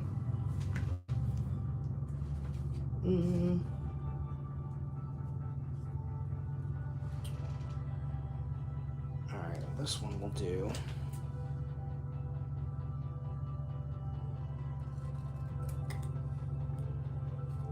This one will be a fun surprise once you see it. Truth be told, there should probably be more of these around Gimmick. Especially, you know, with them being shipped in and out and people lose them. Some of them live in the wild desert around. Some of them are imported from other places. We've got assholes trying to grow them in their own labs. This one is just a simple, do not feed the dinosaur.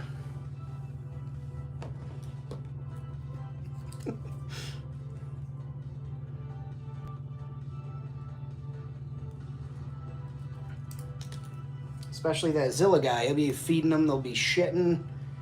He'll be making food out of it next, we know. He'll be like, oh, this is, these are dino nuggies. They're made out of the waste of the dinosaurs. And we'll be like, wait a minute, waste of the dinosaurs? Like, oh, when they die? And he'll be like, no, they shit again. This is for the shit that can't be used for fuel. I gotta bust his balls when I can.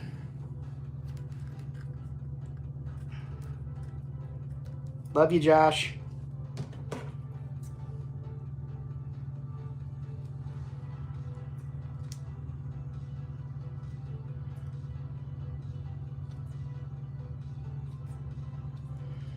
Caution.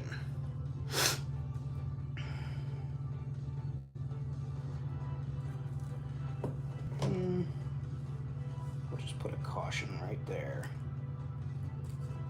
Wow, that I don't. Let's see if you guys can see out that window. Do you see how strong that wind is whipping them trees back and forth? Earlier I saw it on a road that I'm glad I didn't go down. There was a big tree down in the middle of everything. was like, glad that's not the direction I'm headed. Because, you know, that's what I care about. Not that if anybody got squished or if any, you know, people lost power or whatever, but just like famine, all right? You know I'm not going that way, so I don't have to worry.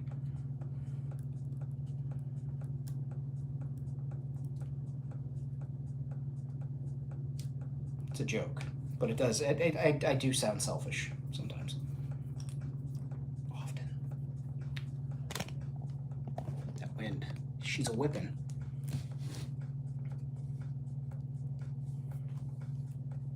Let's put this do not feed the dinosaur sign.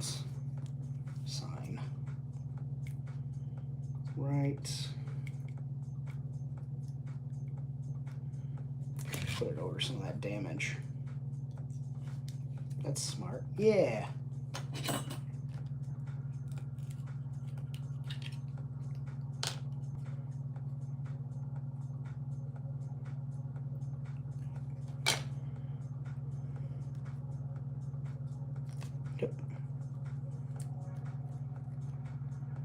How the French toast did the super glue get on the front of it?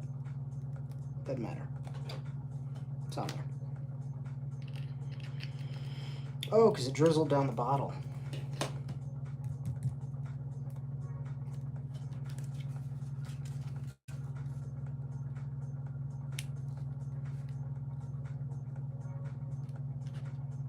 We just keep adding to it.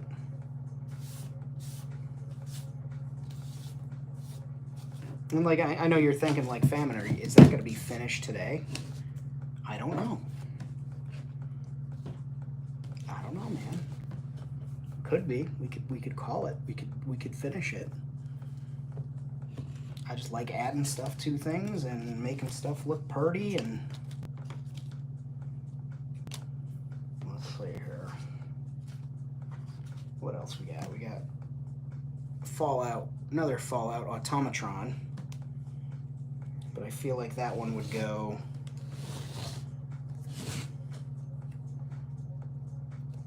I think there's another. No, I don't want to cover that up. So we'll save this for another area and gimmick. I thought about doing some flags, hanging some flags off of this one, but I think that it would be better suited because it's modular. If I did have flags, like if I would just do strings across an alley or something like that to it. Put the new Coca-Cola sign. Nah, we'll save that for another area too. Could do a little Cheech and Chong. Let's do a little Cheech and Chong. So we'll put them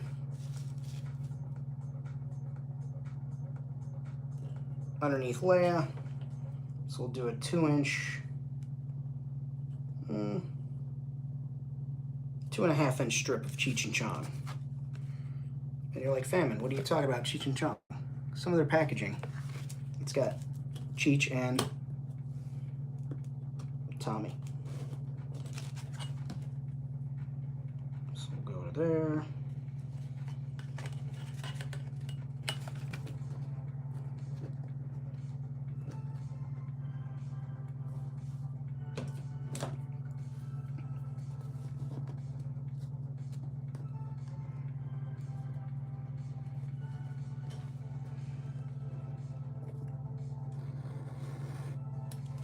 Okay.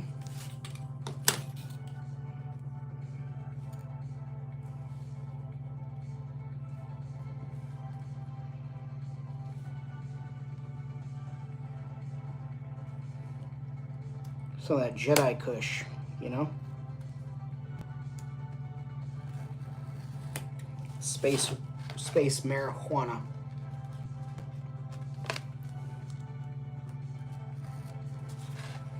Okay.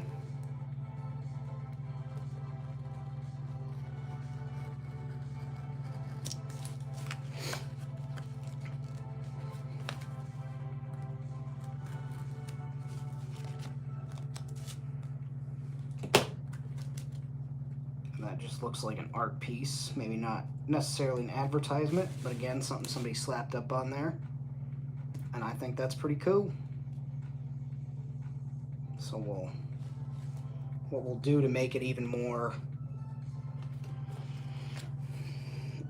art piece like is we'll trim that off there. Just want to make that.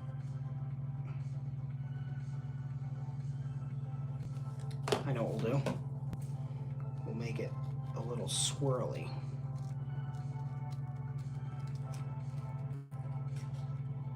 Almost like a cloud, baby. A cloud of what, Famine? Space paraphernalia, memorabilia.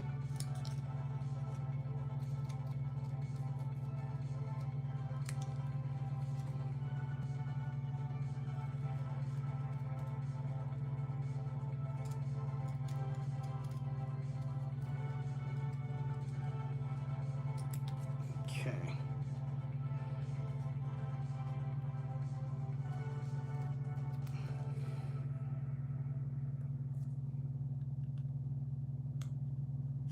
Go.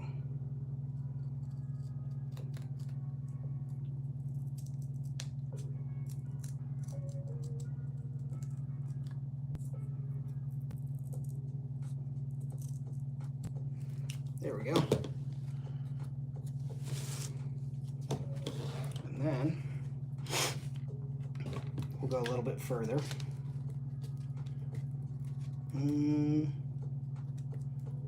So let's get that glued on there.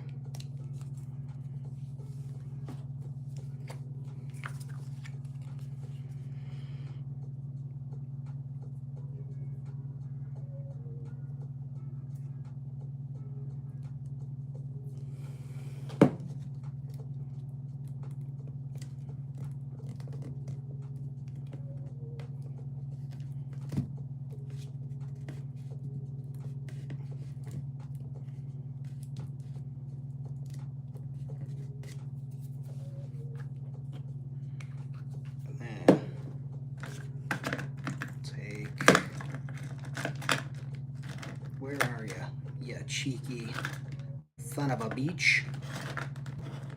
There.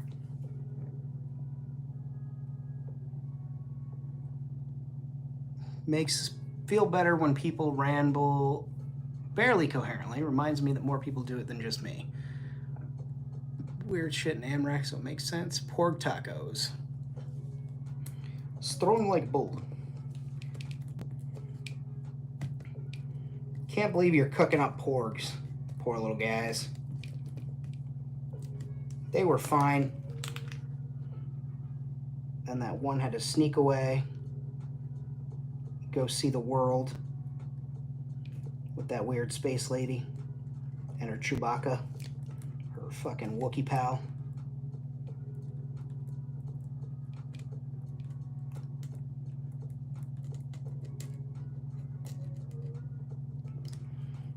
Whoops, I made a mistake. Oh no. Whatever will I do?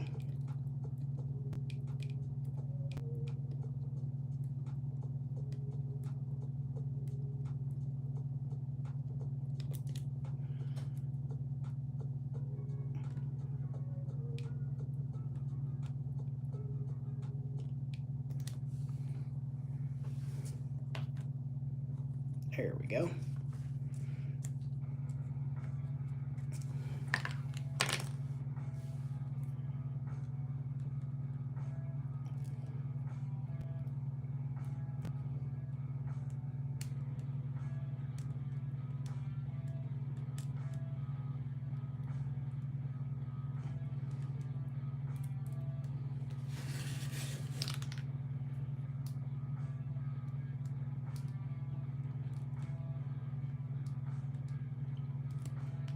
Okay.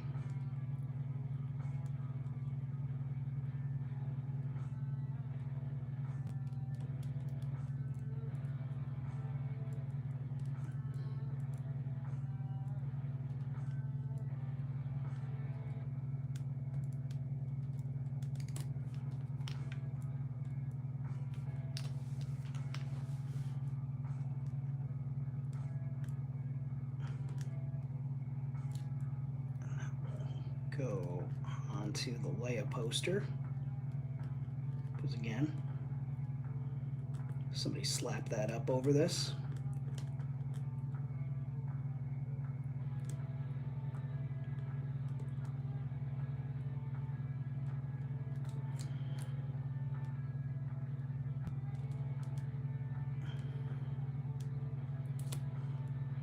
And when that dries, be able to add some crazy like color pops around it. But yeah, I save things like this. So I was like, oh, that's really cool, that printed pattern. Speaking of Cheech and Chong, I do believe that's what this package... God damn, I am hellbent on just giving out my fucking address today, aren't I?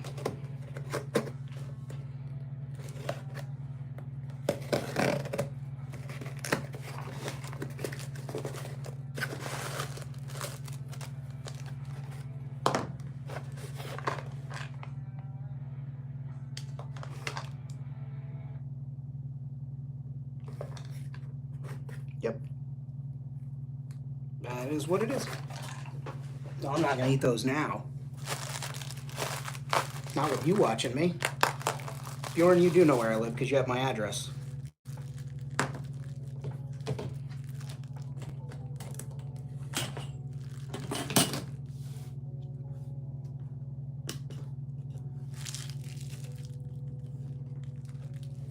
All right, so it looks like our ATM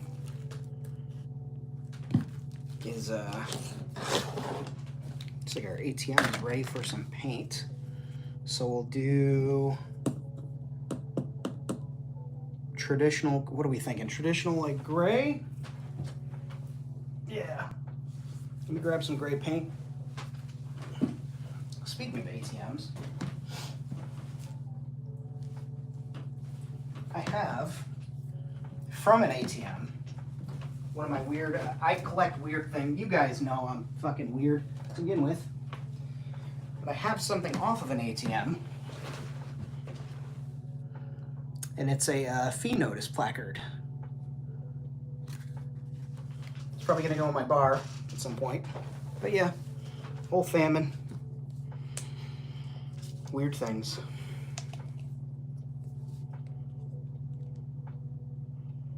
I've just got a country gray here. Country gray, take me home to the country where we do gray stuff, not space aliens. Just talking about the colors. Take me home, space aliens.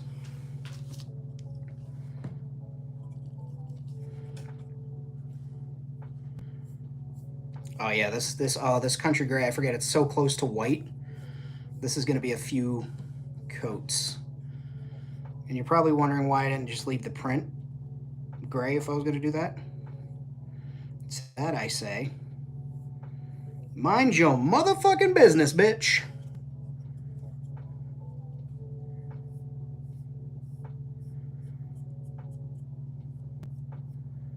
No, because I like to layer up my paints.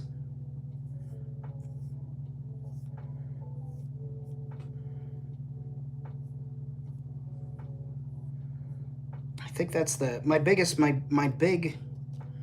only real gripe with plaid paints, their craft paints, is that they're so, I don't know if it's a cost thing or just the manufacturing process or whatever, like there's not enough pigment in them for like single coating work on a project. Like you can't, like if I had a gray in say Army Painters, I could hit that thing with a tiny little bit of gray paint and it's so heavily pigmented that it just gets the job done in one coat. Or even something like two thin coats, Jesus, couldn't spit that out, Two Thin Coats, which is a company. Their paints, again, is made to give you full coverage in 2 thin coats. and it does the job. But just their paint is so thick, but it lacks enough pigment to give you that coating which you're looking for. And that's really my only complaint about these paints, is otherwise they're great for like craft stuff or touching certain things up, or even base colors. I really like them for base colors, but I just wish that they were heavier pigmented so that when you utilize them on things, especially for crafters and hobbyists, that it gives you a more complete coating over whatever you're working on, and you don't have to go back and do multiple coats of it.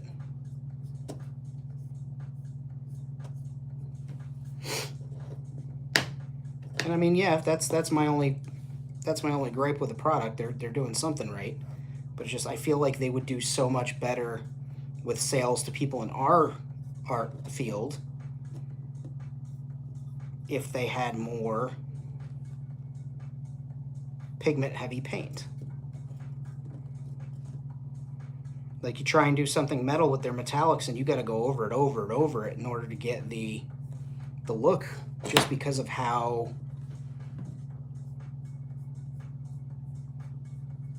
you know, how thin the paint is and how few parts per billion of the paint is the pigment of the paint and not the fluid that makes up the rest of the paint, is what I'm trying to say.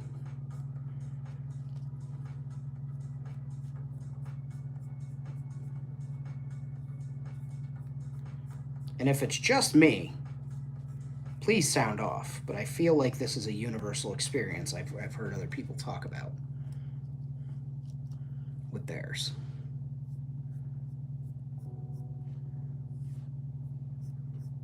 Like if you're somebody watching the replay or you're somebody in the chat right now, and you're like, wow, fam, and you're kind of talking out of your ass, their paints are really heavily pigmented, blah, blah, blah, it's just how you use them, or maybe you're not thinning them enough, or maybe you're not shaking it, like, let me know.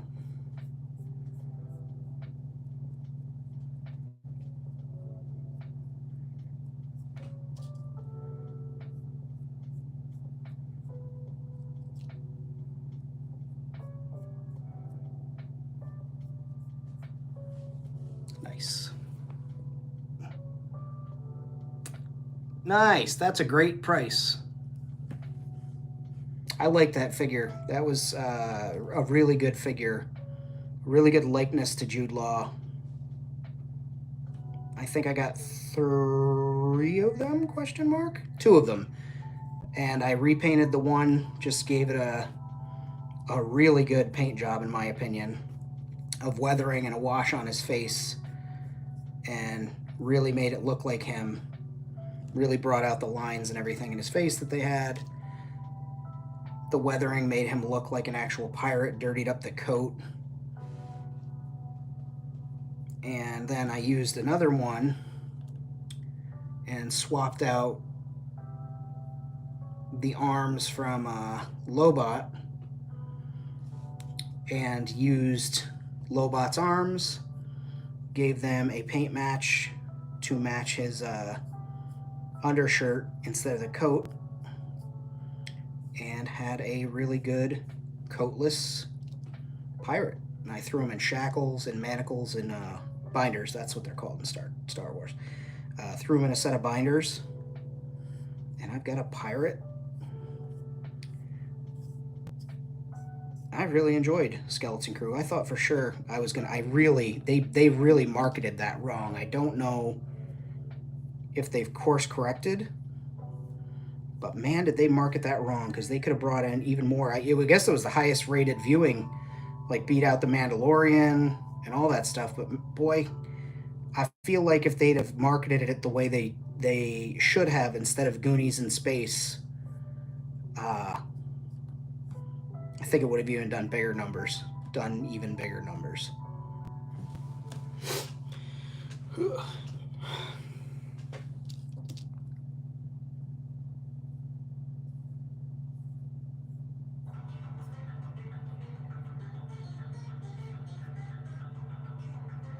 that a booger? paint booger.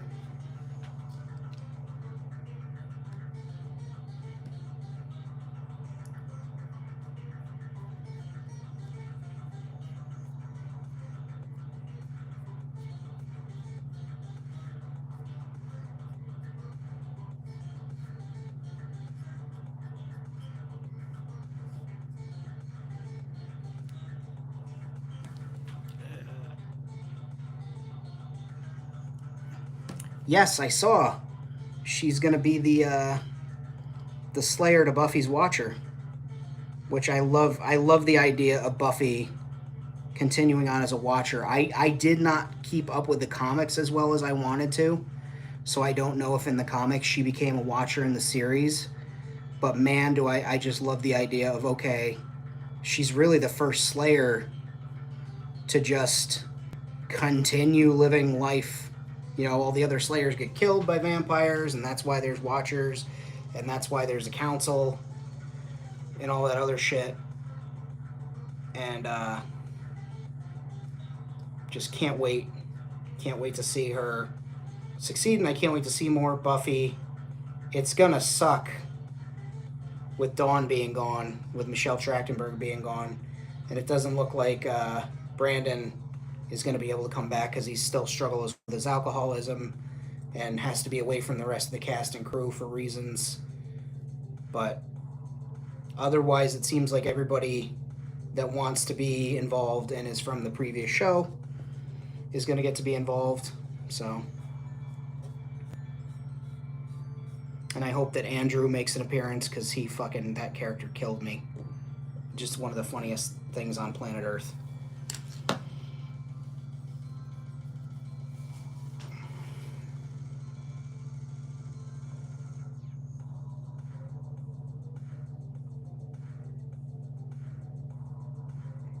Okay, I'm going to let that dry for a bit. Go back to this. So our black paint has dried around the, we're going to go around it one more time. One more again. Because I see some silver peeking through.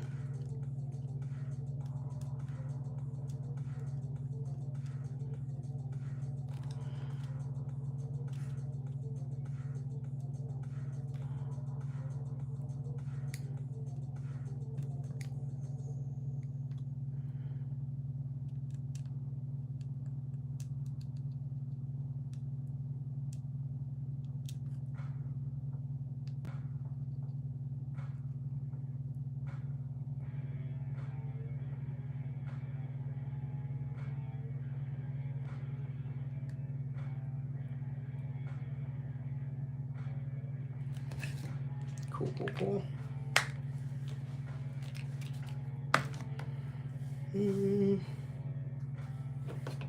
Let's do a little weathering on the dinosaur sign.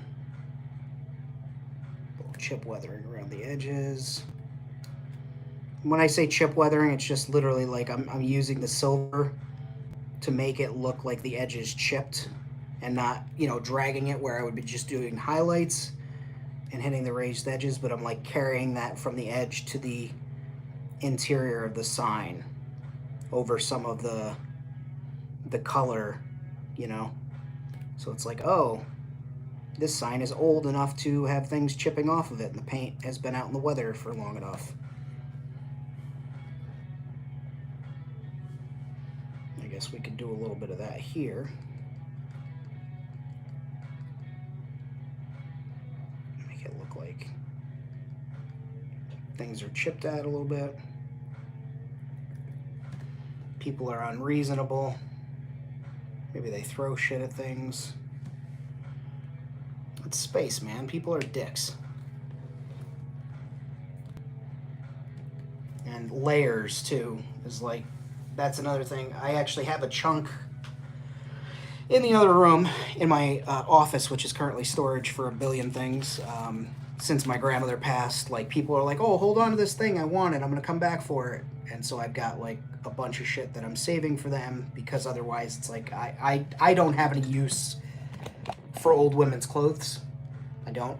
But like, anyway, but I have a chunk of wall from a graffiti installation in Brooklyn, and it's just all paint on a piece of concrete, and the paint sticks out like that much, and you can see where there was like flyers posted and painted over and all that other stuff. So it's like a really big buildup, and so that's what I want in some of these areas, like layer on layer on layer, so you see how the graffiti gets built up, how the world layers in Gimmick, as it were.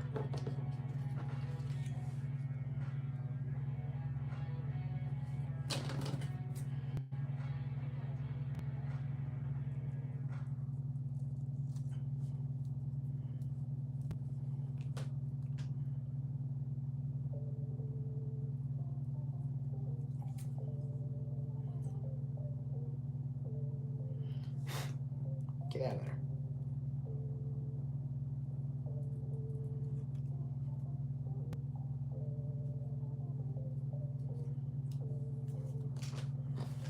Also, Zilla, what are you working on today, man? Are you doing chores at home, or are you working on world building? Bjorn, I assume you're working today because it's a Saturday. I think you usually work Saturdays, don't you, buddy?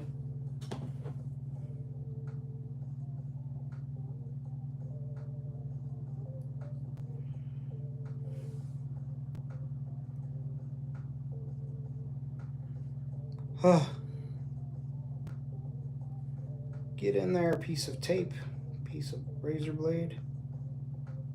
Separate the sticker material from the paper. There we go.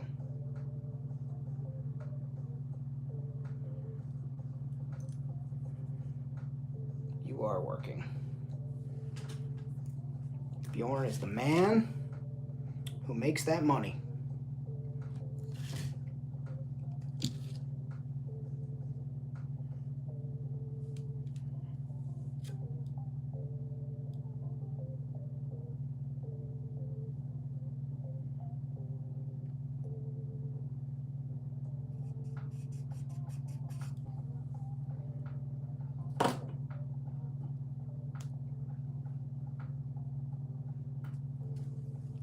Still feel like the front of this needs something else.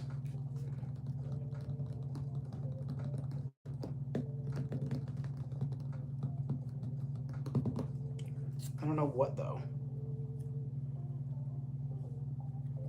I don't necessarily think it's graffiti. I don't know if it's like more technology or what, but it needs something else.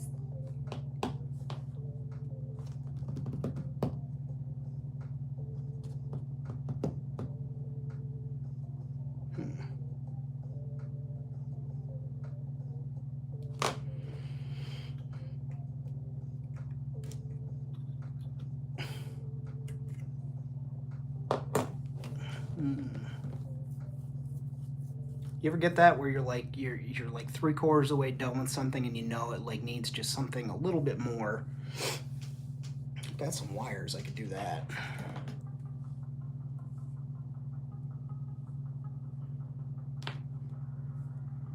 Yeah.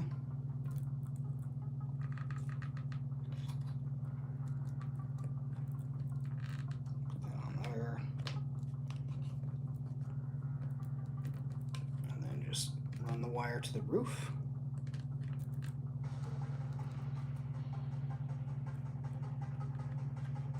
I mean, that's that. Yeah, I'm gonna do that. I'm just gonna say fuck it. We'll do it live. Rather relaunch. Yeah.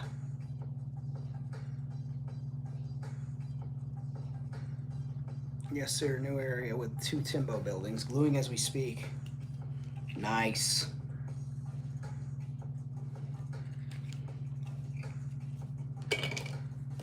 I'll probably make a video once the stream's over, once I, probably stop and go eat some dinner at some point tonight.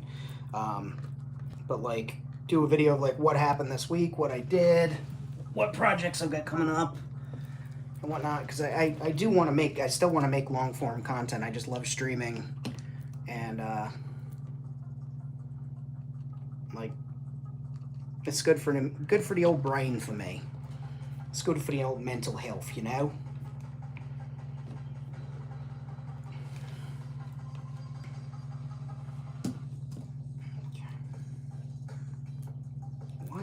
gluing, buddy.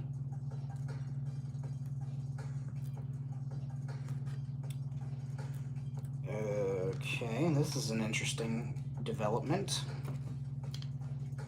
I think I know why.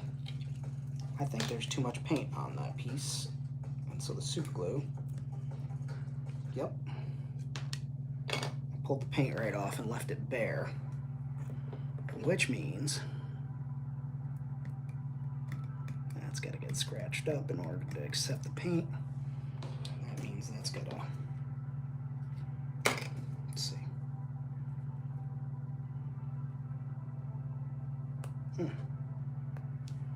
All right, let's see if we can do this again. Load it up with super glue. Blast this with accelerator. Bloop.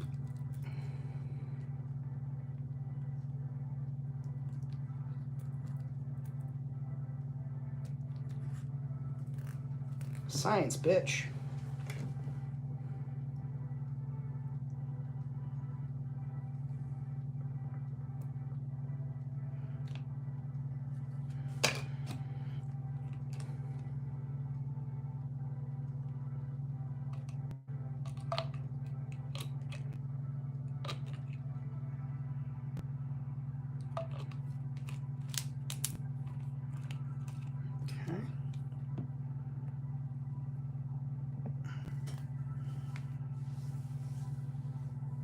Yeah, it can be, dude. It can be tough being on the show and having a lot of people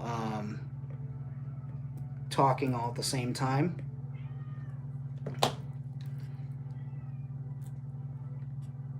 No Snowflake. She's like, Father, Papa, allow me to come into the show. She's like, I need to do cat crime. Cat crime involves her being in the way of everything that I'm doing, and then climbing into things that she's not supposed to be climbing into. Take Gimmick, for example.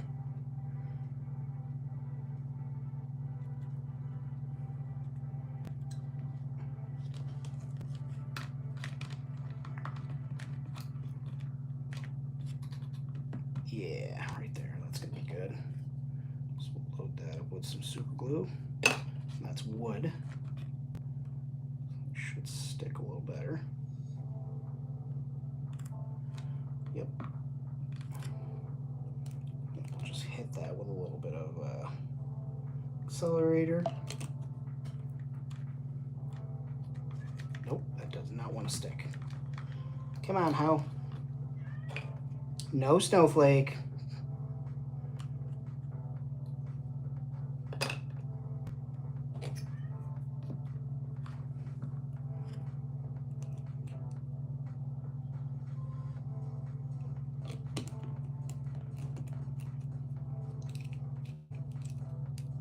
She tries, man. She tries to get in here whenever she can.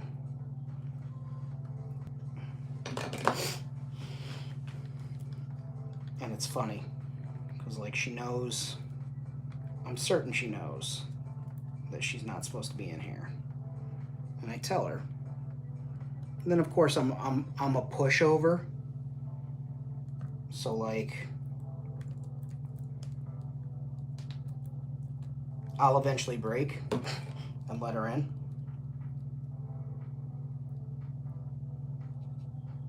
So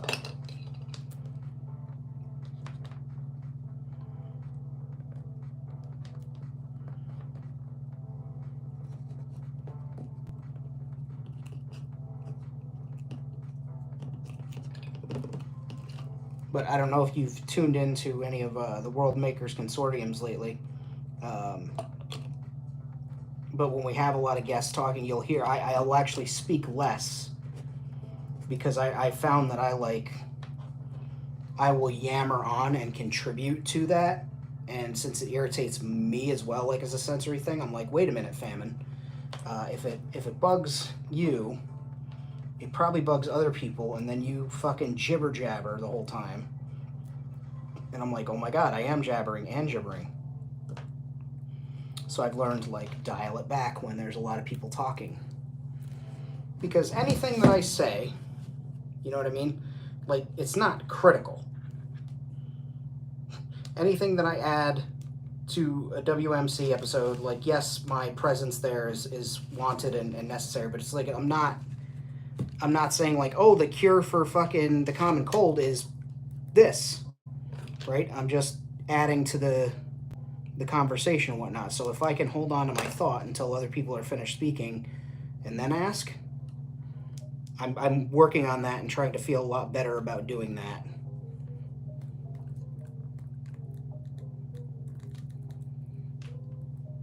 If that makes a bit of sense.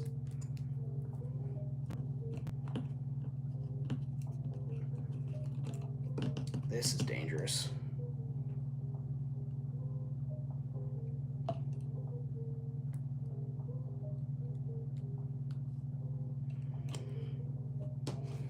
Okay.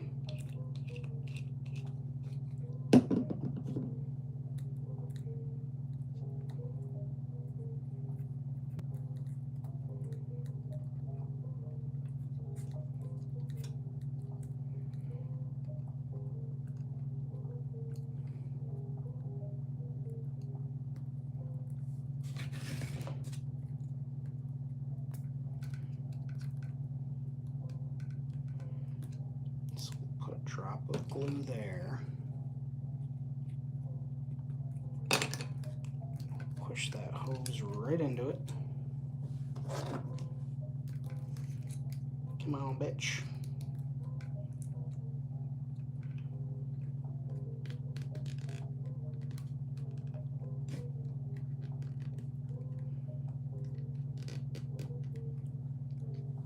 Tomorrow's gonna be fun. What's tomorrow?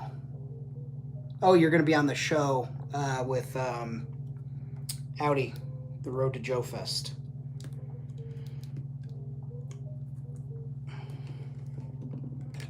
Audi and Beta Ray Bill. Bob. Beta Ray Bob. My brain.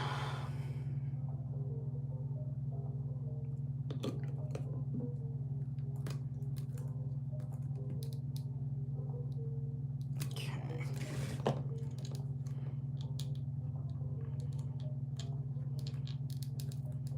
Cool.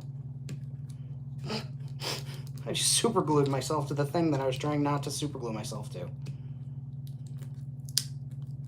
No. Don't break.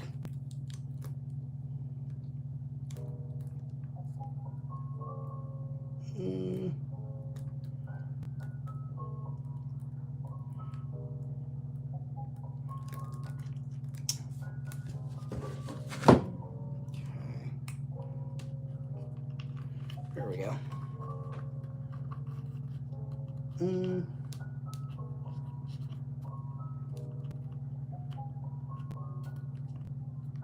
Yeah, that'll work. Hell yeah.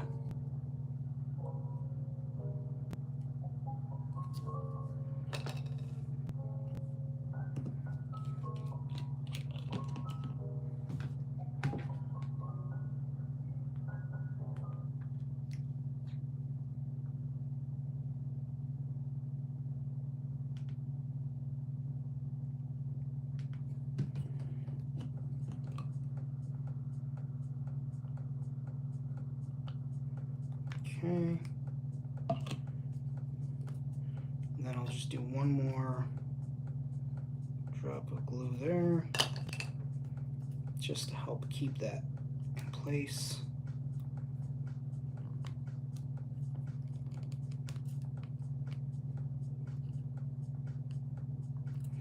That's fine. So now I've got like a cord running to that device on the roof. It's a little something extra on there.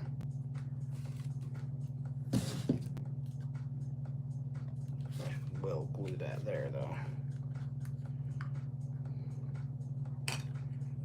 just to make it a little more neat, because it's a public shared utility and you want to keep those things neat.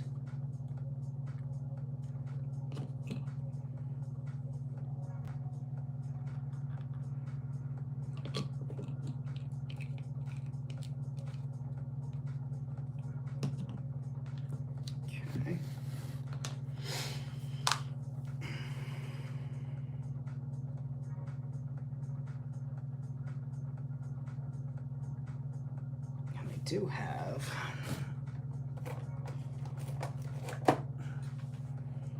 That's not the one I wanted. Is that... No, it's in another box. I have a thicker black cord thread that I want to use for wires from thing to thing. I think that's one of those things that, like, our friend Lockdown gets right, which is kind of, I see it at Galaxy's Edge, is the wires from thing to thing. Like, they really do sell that with the theme park.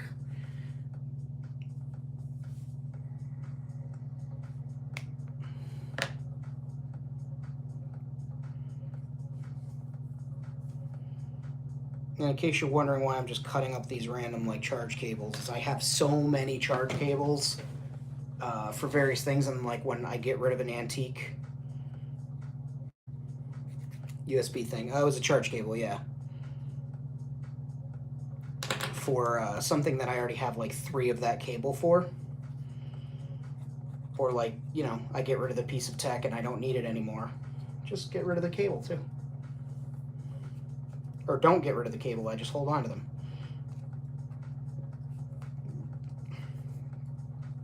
And once I have like 2 of the same, anything extra, I'm just like, okay, I will use this for something else.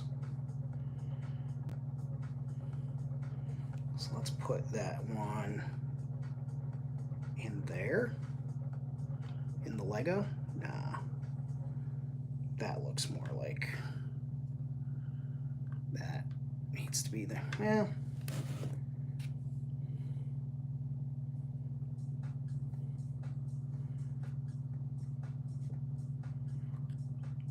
Let's see. Oh, and that we can also make that a little lighter.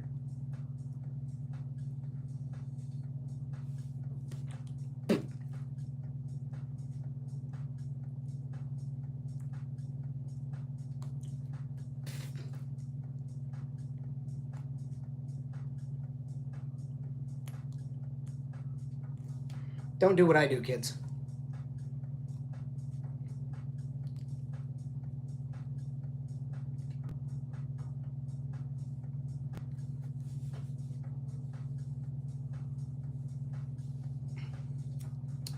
Wires.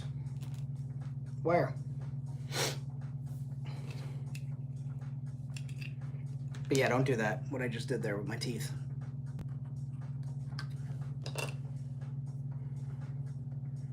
It's just silly. It's a good way to wreck your teethies. Teefies. You don't want to wreck your chompers. You need those.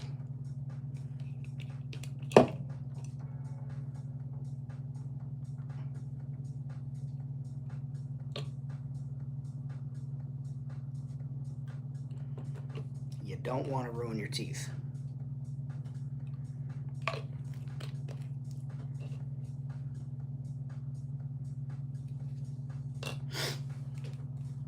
Alright, so that's in there. I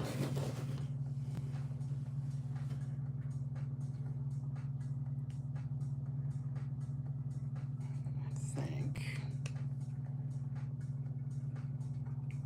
best way we can do that. Tuck it underneath there. You just gotta lift it and tuck it.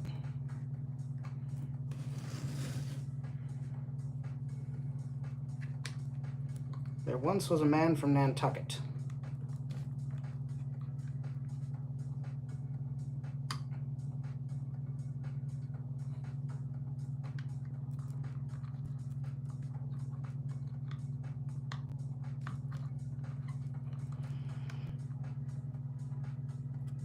Okay. And then get that wire.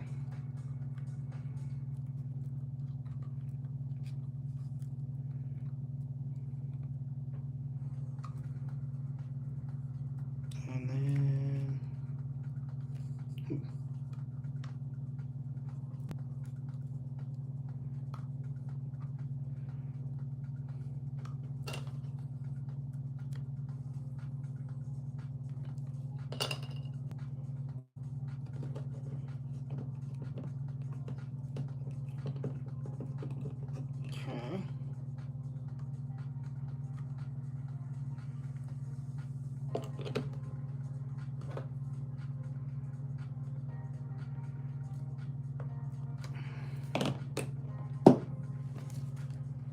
Just put a small gravely there to make that up.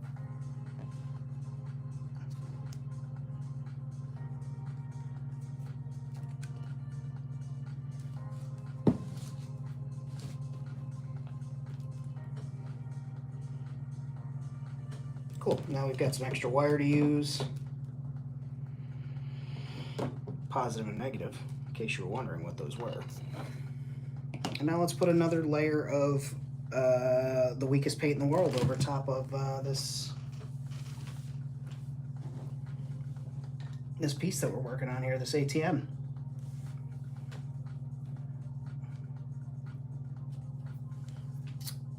What's up, Thane?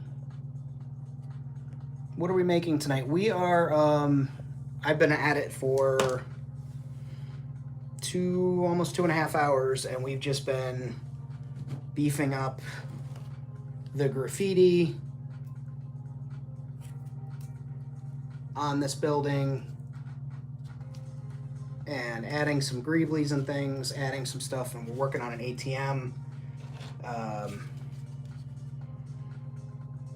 that C.A. Anthony sent me, 3D printed ATM, and I've got some of my like ATM screens and stuff that I designed that we're trying out on this. But first, I have to get this thing coated in another coat of paint. You see how thin this is? Big Money Soccer Champions. Nice.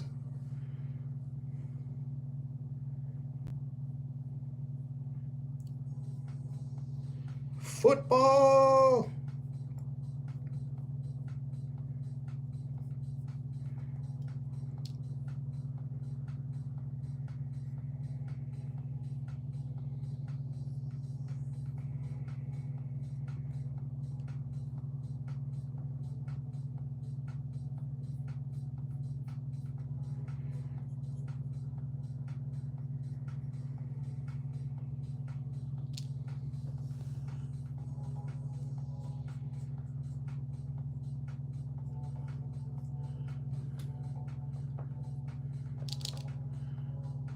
I think I may invest in some gray, some shades of gray in Army Painter if they have it. I mean, they've got to because of tanks and stuff. But this, like I said, if there was heavier pigment, these paints would be dope, especially for the price tag. And you know that it starts to make sense of like why they cost so little. It's because they don't put excessive pigment in there. Like, it's not like a hobby paint where 1 to 2 thin coats is going to do a job. This is like multiple, go back and paint it again, go back and paint it again, go back and paint it again.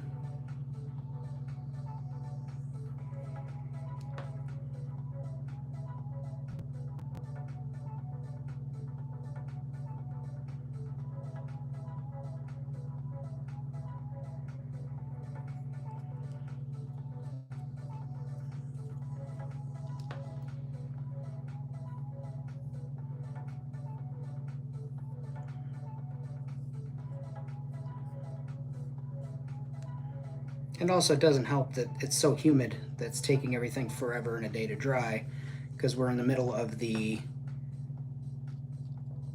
It's been 6 months. I don't even know how to word it, but it's been 6 months, and since November, we have had rain or snow every weekend. There has not been a completely dry weekend in my state, in my area, since November.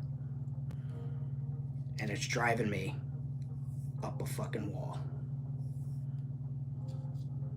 My basement was dry. I had finally solved a lot of the moisture issues.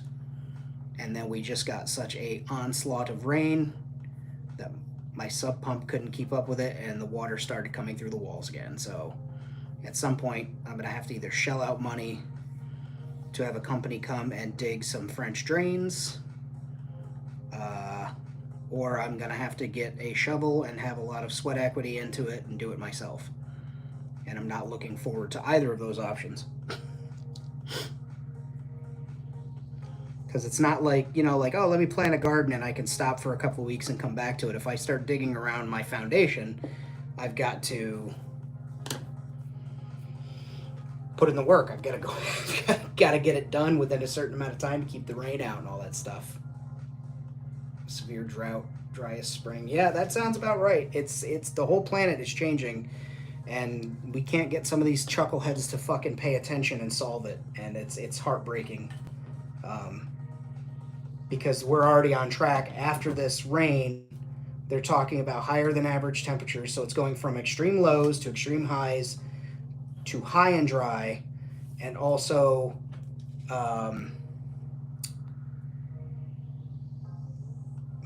use your brain, famine. Also, they're saying that the almanac, which is pretty spot on, is that the almanac is calling for a dry and hot summer, like a really dry, drought-full summer. And living in this state, it's no longer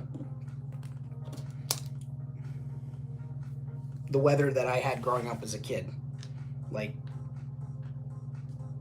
Halloween, not that I'm a fan of that, but like when it was Halloween when I was a kid growing up, you had to wear a coat over your costume 99% of the time. There was never really any instances where you didn't have to put your coat on unless you're going to like a party or something, or you're a teenager. Now, it's like 70 degrees on Halloween.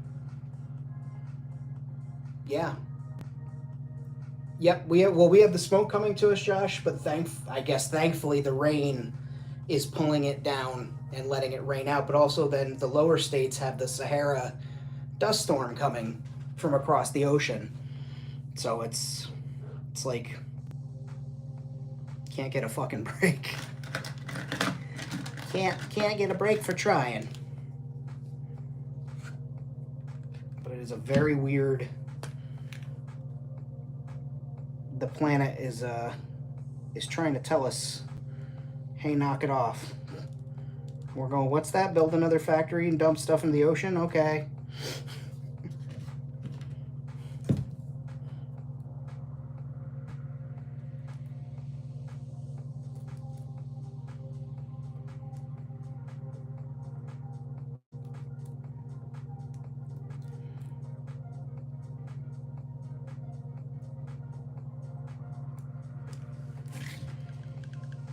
But it's good, though. It's good. Because think of the jobs.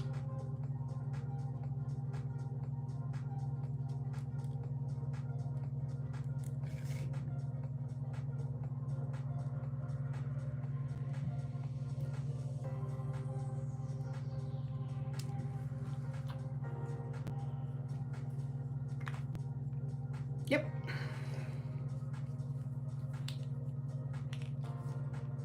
That is true.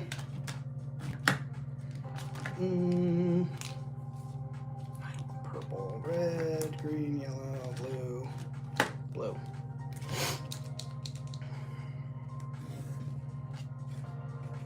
Zilla, I'm gonna graffiti your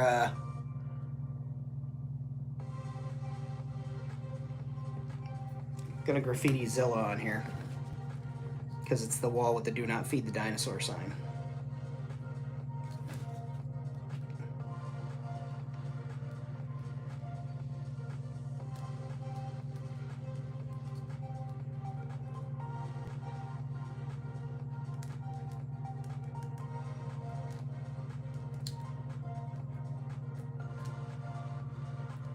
I did your A's back or your Z's backwards though.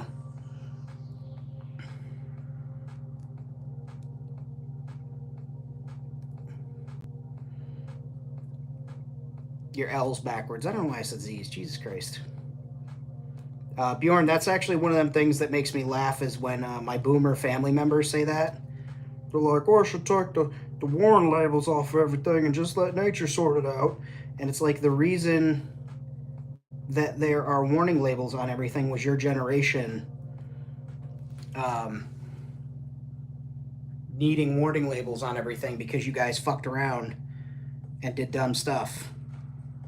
And then you sued everybody and you got your warning labels. And now you guys are unhappy and blame everything on the fact that people have a warning not to drink windshield washer fluid. Well, somebody in your age group had to drink the windshield washer fluid for it to happen. And then they get mad at me and don't talk to me for the rest of the Christmas party, which is kind of nice.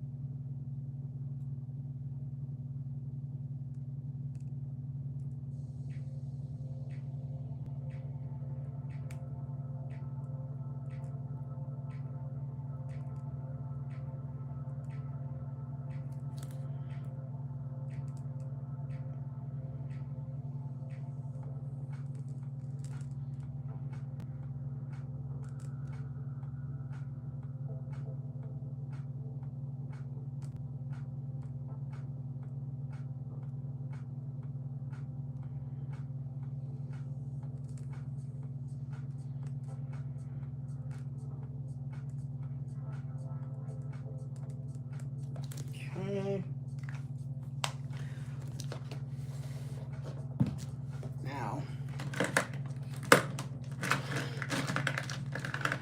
let's see, you were one of the ones that we can make work, so that'll work for what I'm about to do. How they drink body fluids. Dinosaur milk, that's true. He only drinks dinosaur milk. This is going to be loud. I'm not going to mute it. It's just going to be a quick blast. I'll do it out of the way. But volume warning in 3, 2, 1.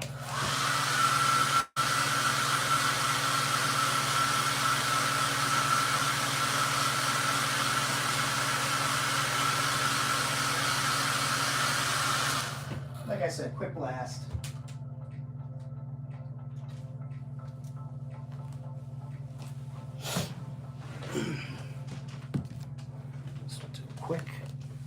Quick fix on that one letter where I went over it with purple by mistake. Actually, we'll go over all the letters with the blue one more time.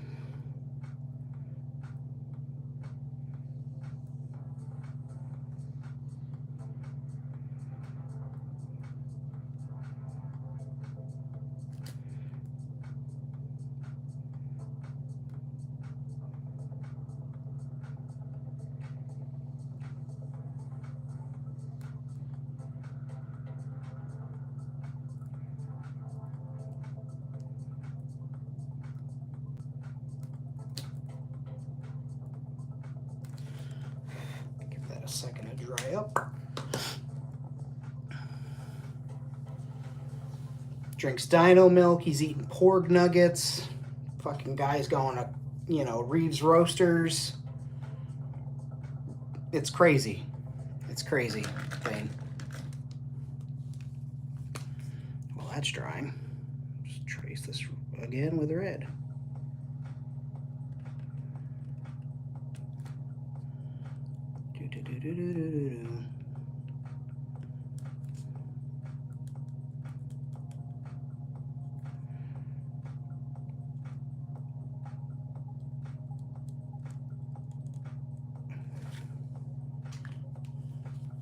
Okay.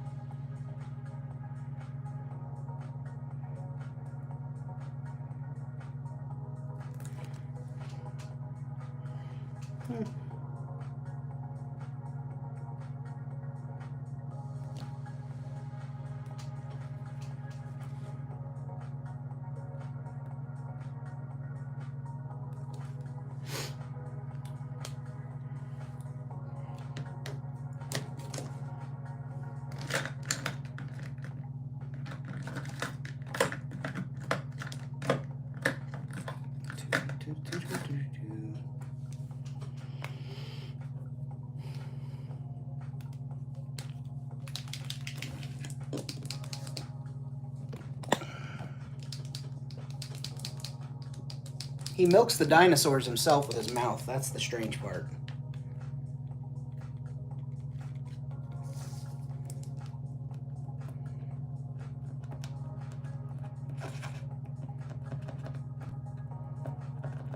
Oh, if you haven't already, hit the like button and the share button if you can. Helps out the channel. It helps the algorithm overlords know that maybe folks would like to see my artwork.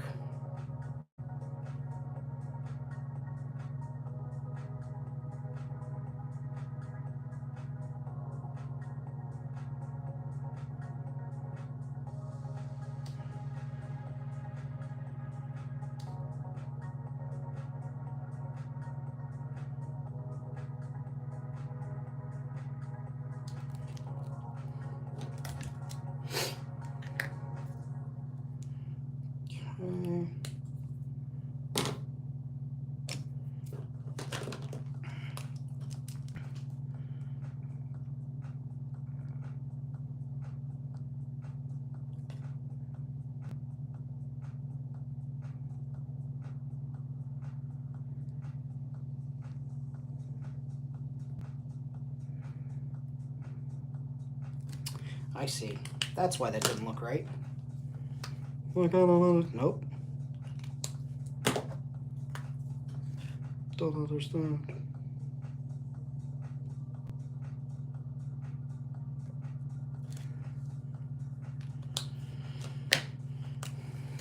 But we fixed it.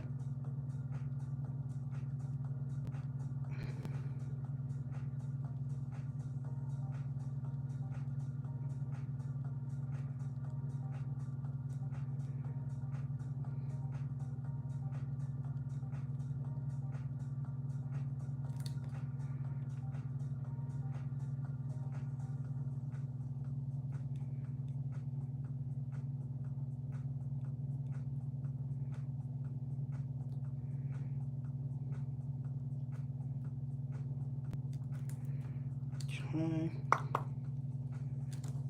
where's the purple again? It's been ages since I've done this particular style of graffiti.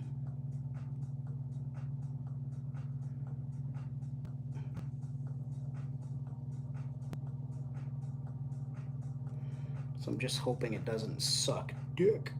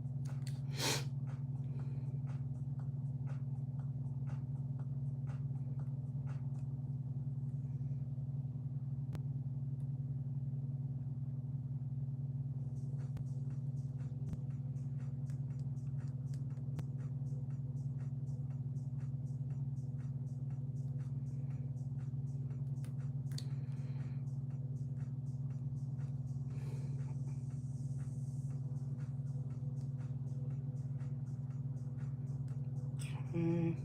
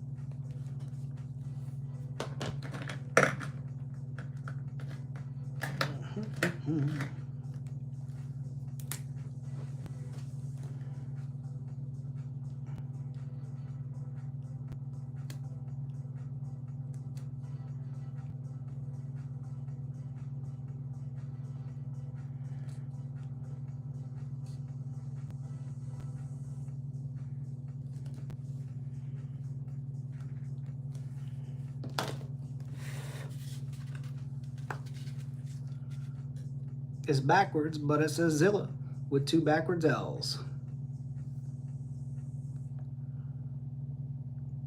Hallucinogenic Dino Milk Booster.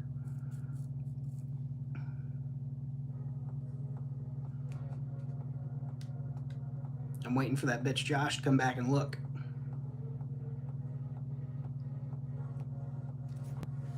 As soon as I set this down, he'll pop back up. Watch. Oh, it's across the room working on my Timbo toys. Famine.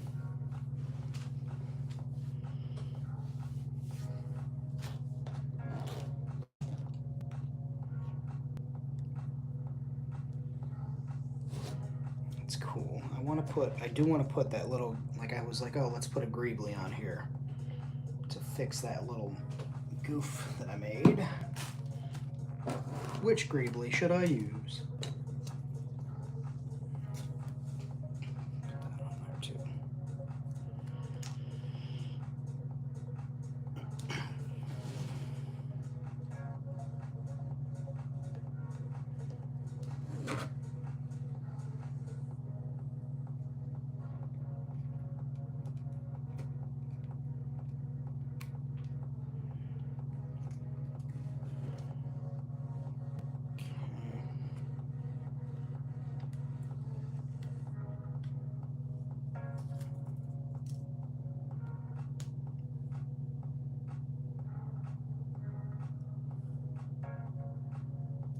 Let me fix Bjorn up now. What we've got.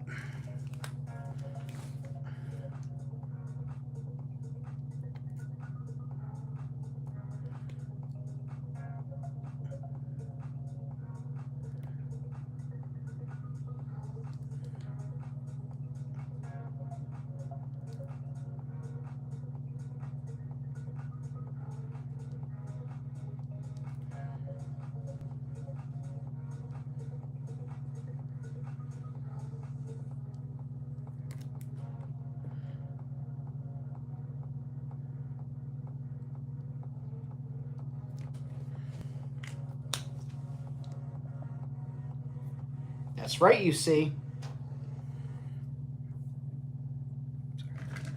Sorry, I don't know where the dance moves came from, guys.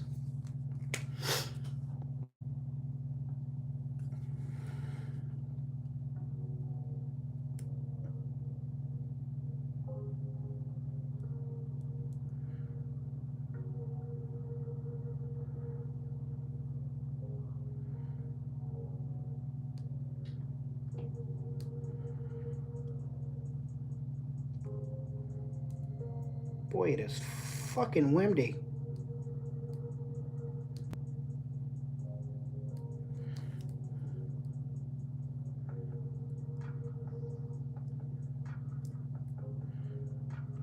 Oh, and in the recorded history of the United States, until very recently, there had only been 2 nor'easter storms in the month of May.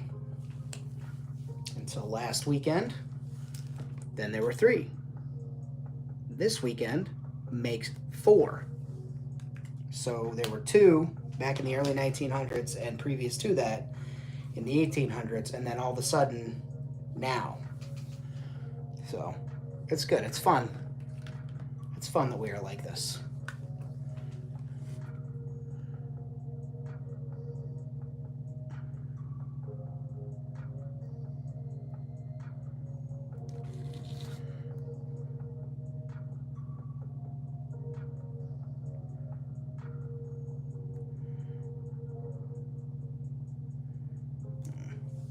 I think we're going to go over that with pink again. Maybe that pink.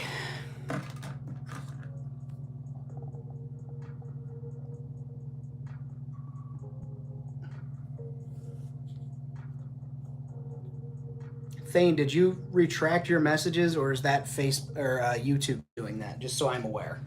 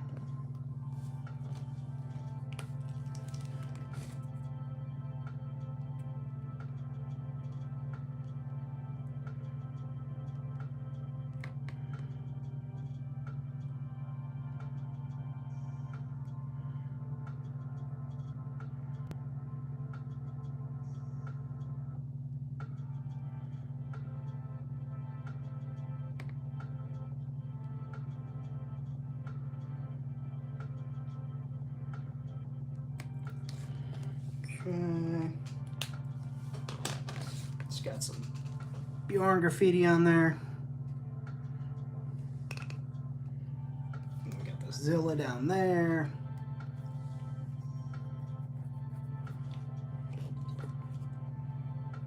Right. Set that aside for a minute. And let's think about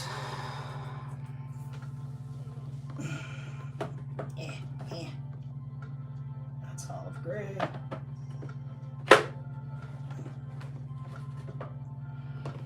We'll go with blue gray for the keypad area on this.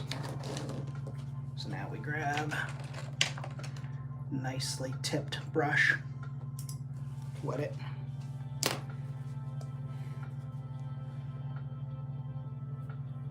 Dinner idea before Taylor gets out of the bathroom. Burgers.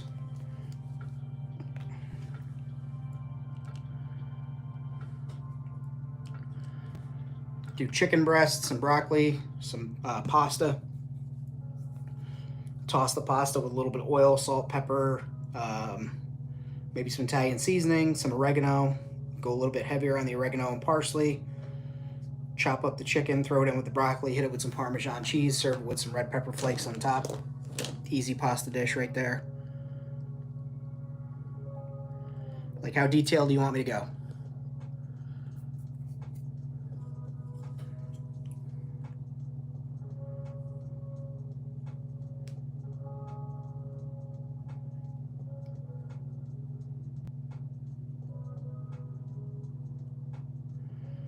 Burgers on National. Of course you did. I forgot you're that family. Bet you had tacos on Taco Tuesday too, baby.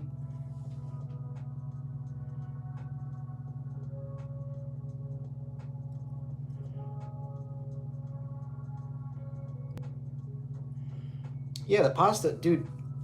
Protein, vegetable, pasta, and then you just incorporate everything else into like the sauce or whatever that you want to call it for your pasta. Throw it all together. Bickety bam. You got yourself a dinner.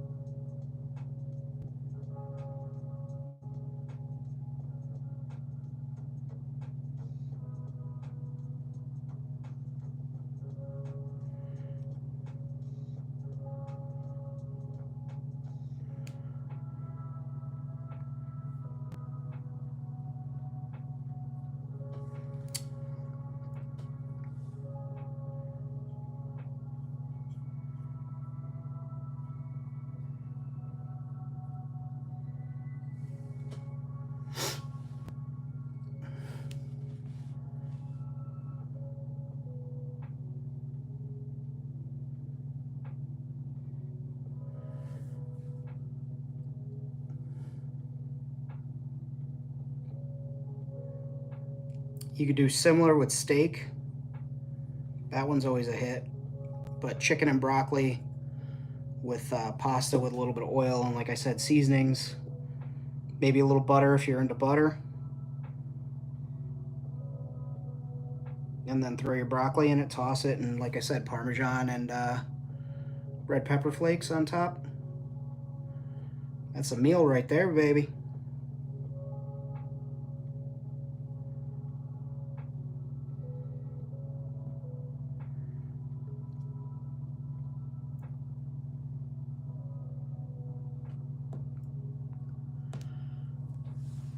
Huh, look at that. One coat of paint, and the fucking thing's painted. Except for all those areas that I missed. That's just me.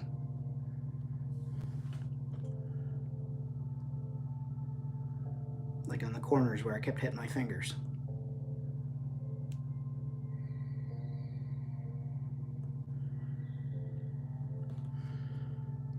And we'll paint underneath it just for shits and giggles.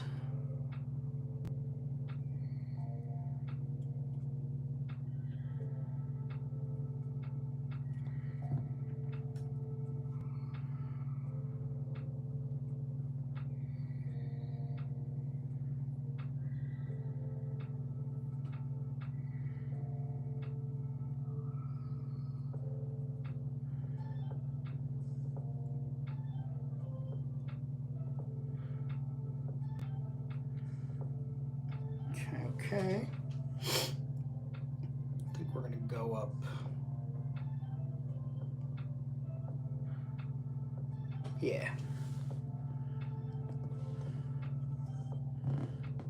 I think that'll just look nicer. It'll look nicer. Technologica. Did it earlier in case of emergency. I have a loaf of bread and some peanut butter.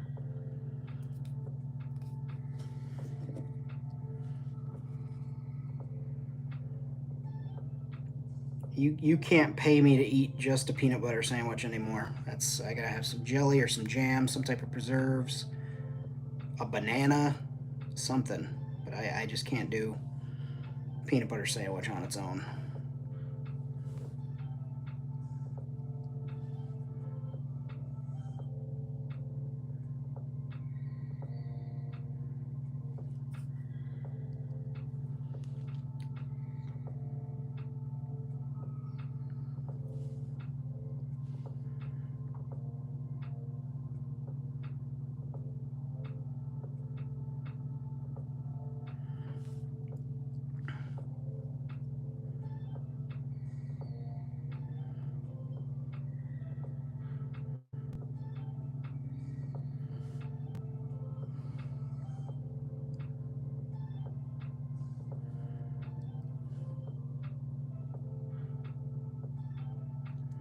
Out of curiosity, when you guys clicked on this video, if you came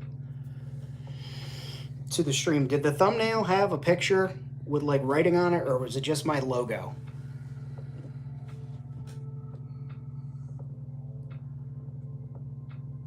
Because it seems like the mobile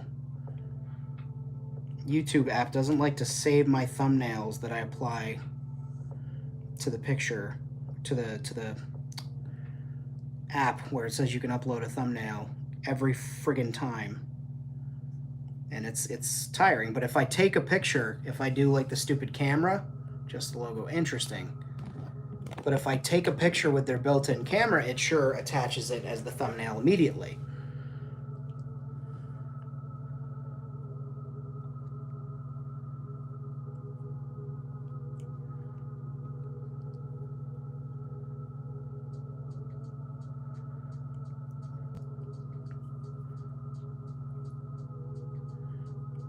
It's like, I don't know many live streamers who want their thumbnail to just be a picture that they take with the built-in camera before the stream. I could be wrong, but I'm not.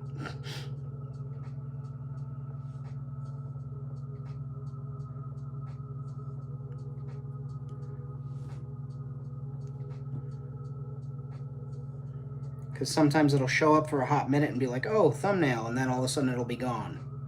It'll be like, oh, thumbnail.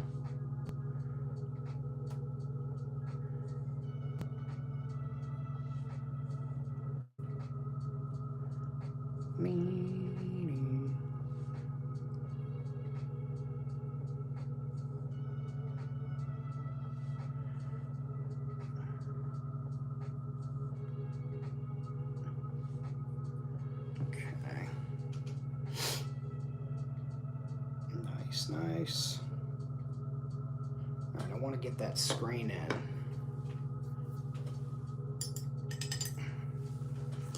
So I'm going to take a piece of paper.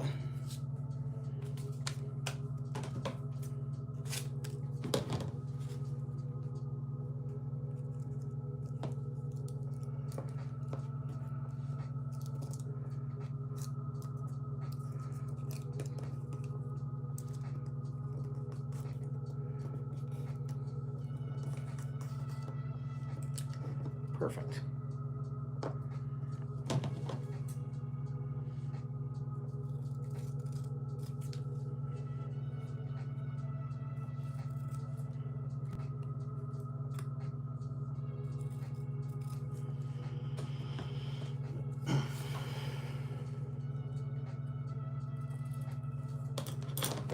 Let's see if this fits in there.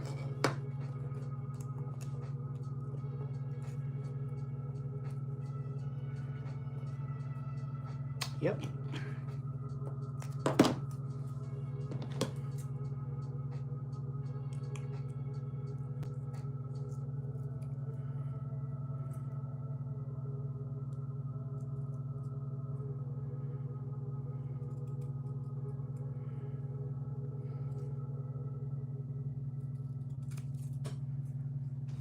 Or the TDC Jones, same couple on the configures display. What's up, Brad? We are just going crazy here, doing things and painting stuff and graffitiing shit and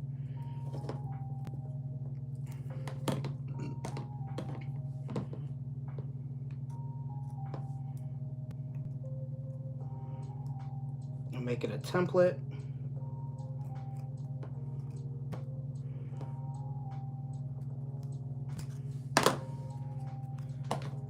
Nice.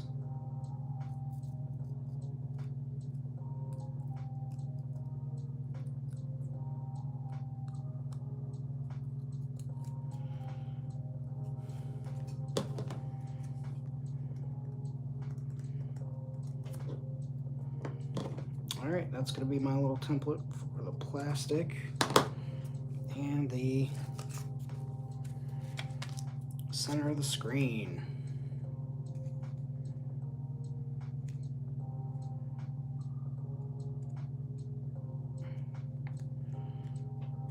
So first things first,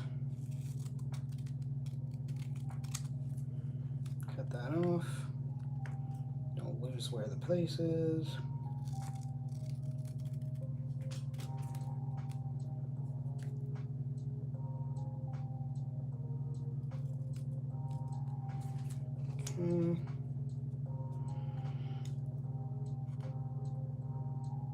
Alright, that's right there. So let's see how that fits in there. Pretty good. Alright. Pop that out of there for a hot second. Let's paint the inside of that black.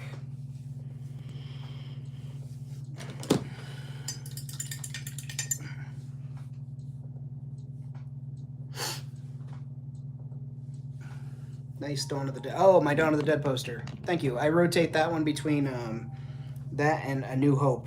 Those are my two favorite movie posters to have watching over me as I sleep. Well, as I used to sleep in here, but just it's a fucking sick poster. I think I might get a Red Dawn one though, and bust that one out in here.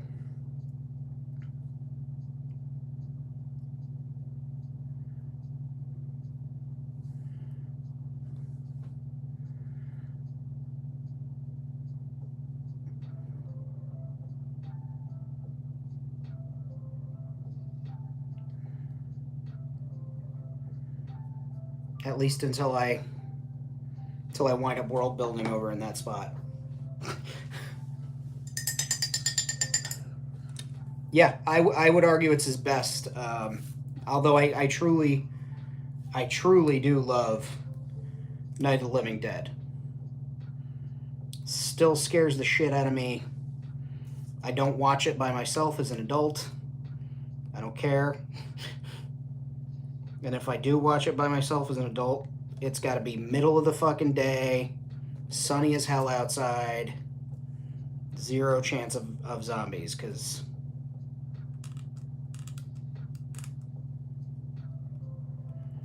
there's just something about it with the black and white. They're coming for you, Barbara.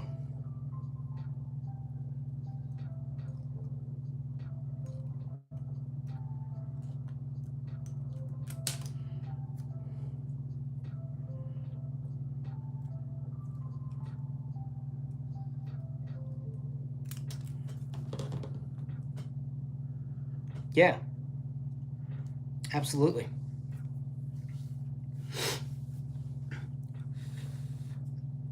I'm gonna blast this with the hairdryer. 2 seconds. Sorry about the volume. I don't want to mute you.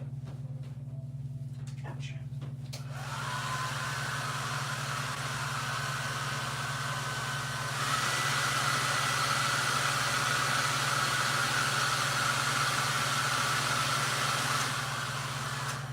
All done. That was easy.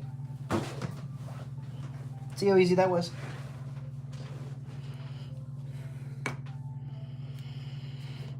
Okay.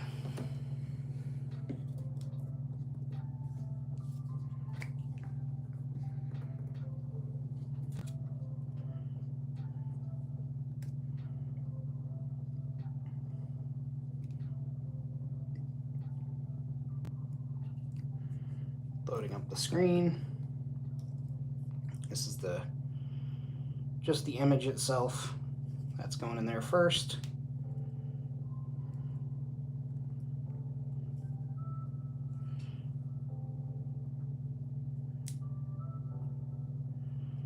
Push that in. Where's that stick?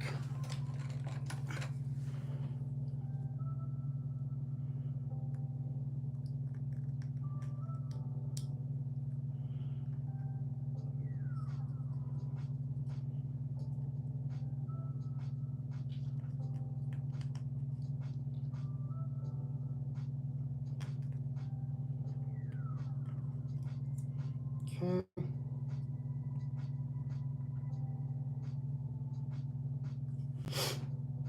So there's that part. And then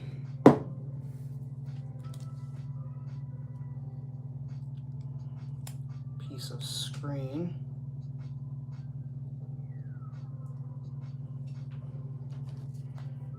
That can also get tucked in neatly.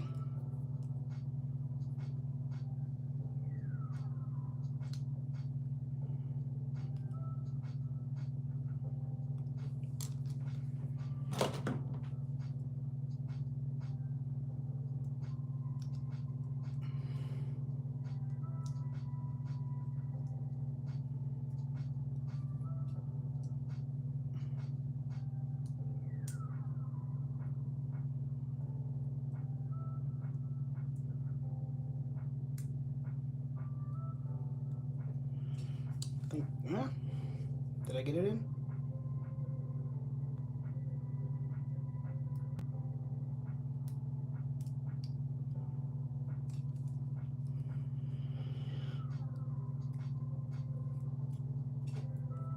This is interesting.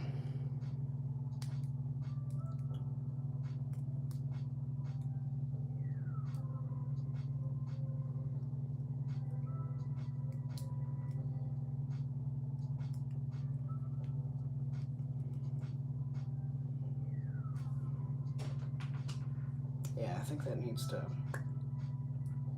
pop out.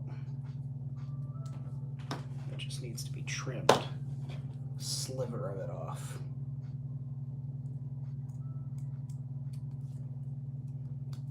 Let's try that.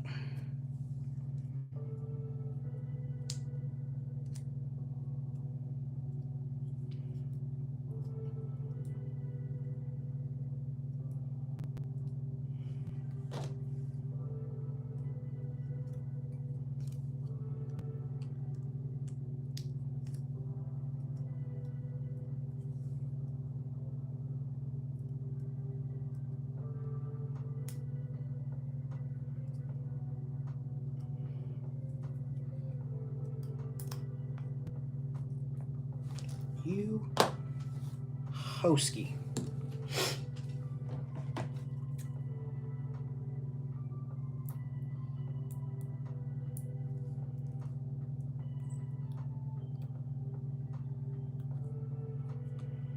Cut, turn. Cut, turn.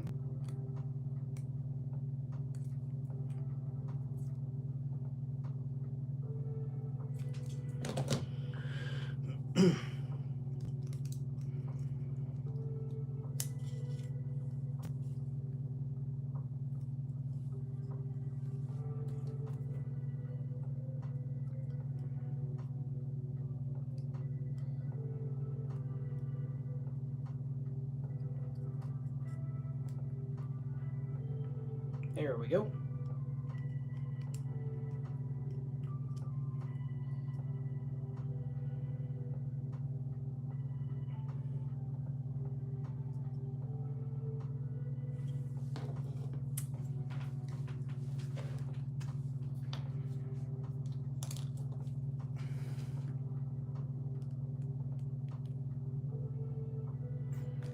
the reason I'm using TurboTack right now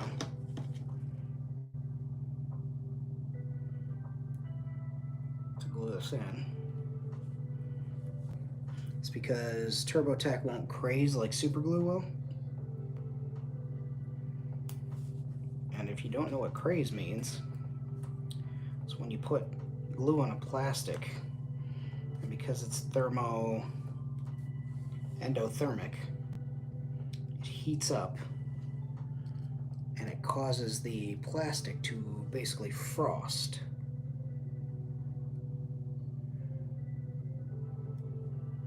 So yeah, we're going with some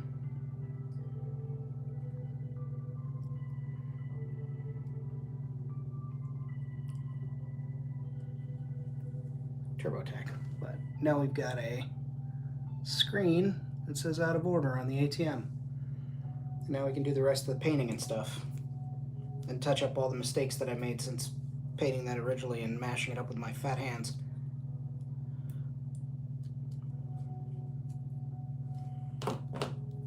Now if you didn't want to use Eileen's tacky glue or TurboTack or whatever, you could also use, they do make a special glue, I just don't know what the name of it is, for putting in sheets of acetate in the windows of model railroad buildings and stuff like that. I just cannot remember what the name of it is, but it does exist. Alright, so let's get dangerous. Darkwing Duck. So let's get some silver, shining silver. Oh, that's gunmetal. Everybody always makes fun of Famine because it seems like that's the only color he knows how to use.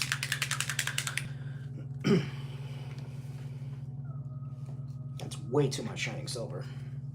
But it's the humidity, it's making the bottle swell.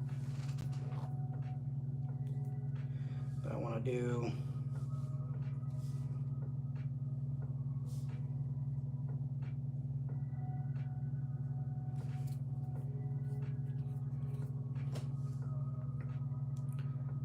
silver on the control pad,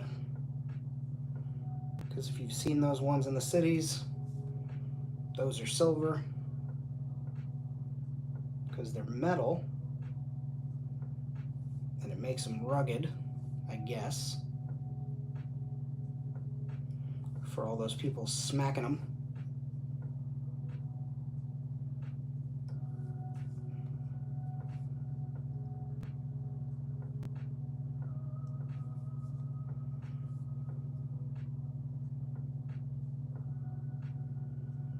Gonna hit up Jason Jensen and see if I could get him to print up a bunch of his droid sockets that he includes for like his wall panels and stuff, and ask him if he could print some of those up for me. Obviously I'll pay him because I'd like to be able to put a droid socket on an ATM. I think that'd be cool.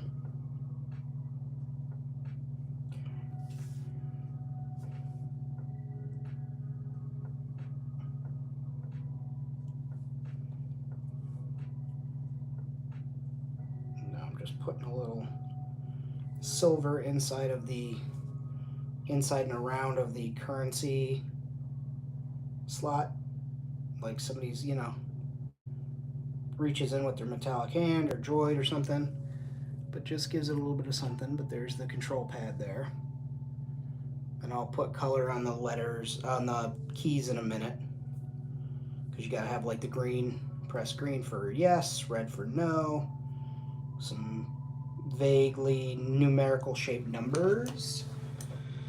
But we'll do, for the letters on the top, we will go with red, vampire red.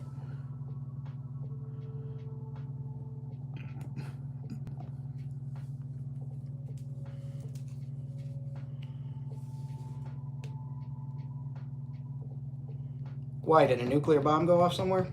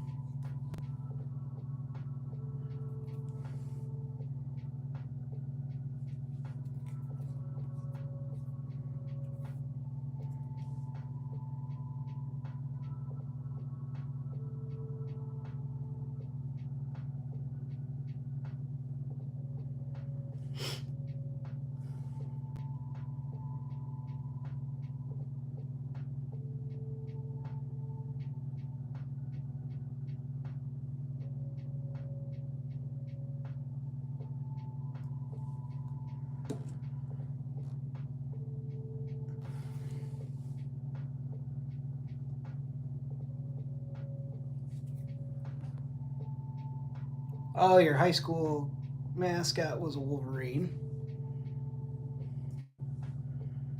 Nice.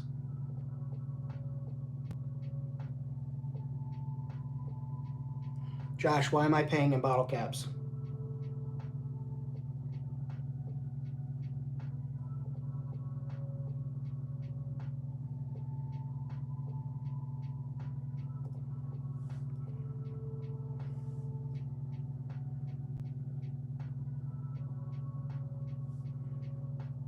I can almost guarantee he's not near his computer, but he can hear me.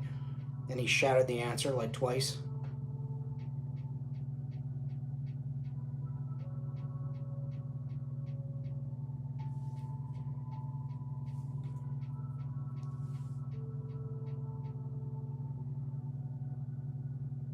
ATM's out of order. Oh, okay. Gotcha.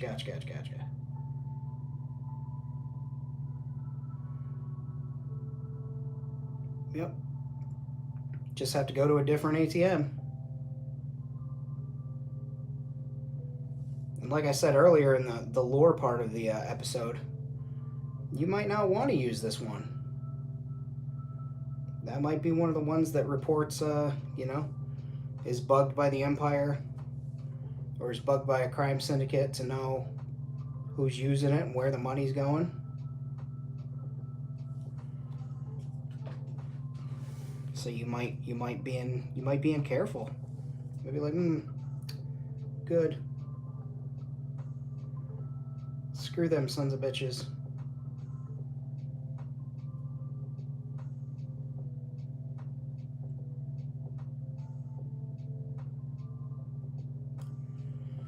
Because I don't know about you, but I don't need the imps tracking my money.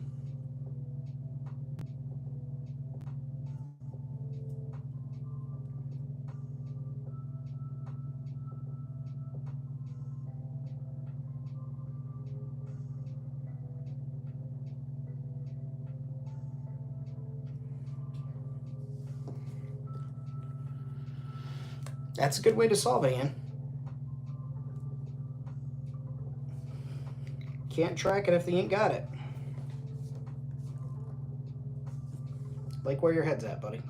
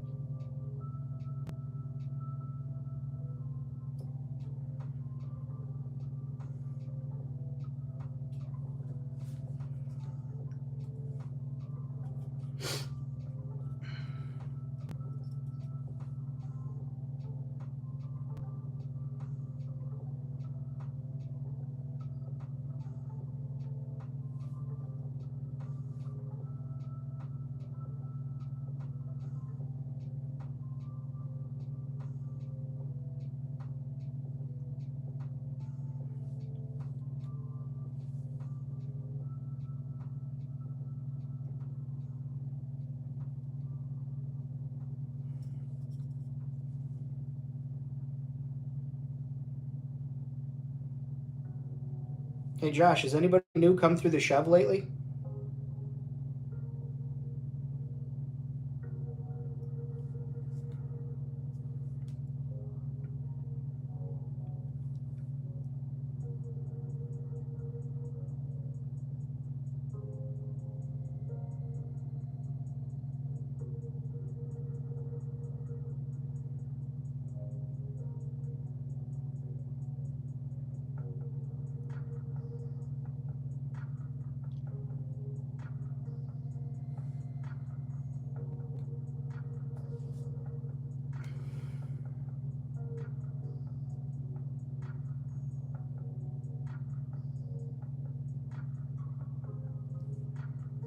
Nice. Admiral Tone and the cleanup crew. Gotcha. I didn't know how Tone got there. I didn't know if Tone teleported or flew in with a ship.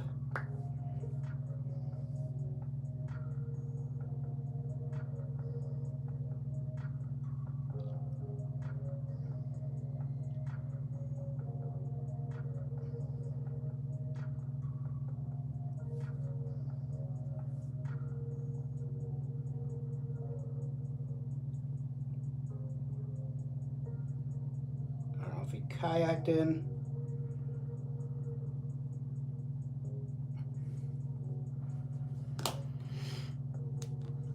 Starting to look like something. All right, while we got the red out, let's do one of the buttons. Red for no.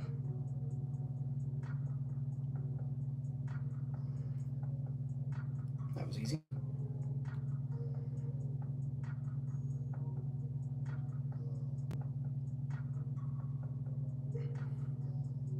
Cool.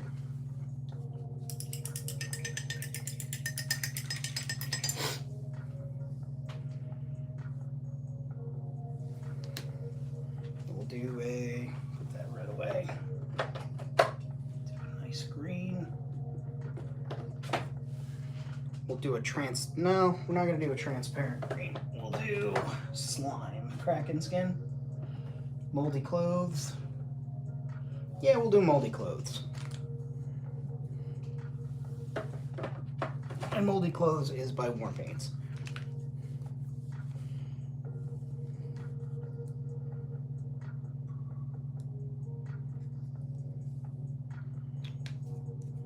Man, I don't know what it is. I open these things up and they just fucking bukkake paint all over the place. That's why I run out of paint, because I don't need all that fucking paint. Okay. Green. Got a little red and green buttons.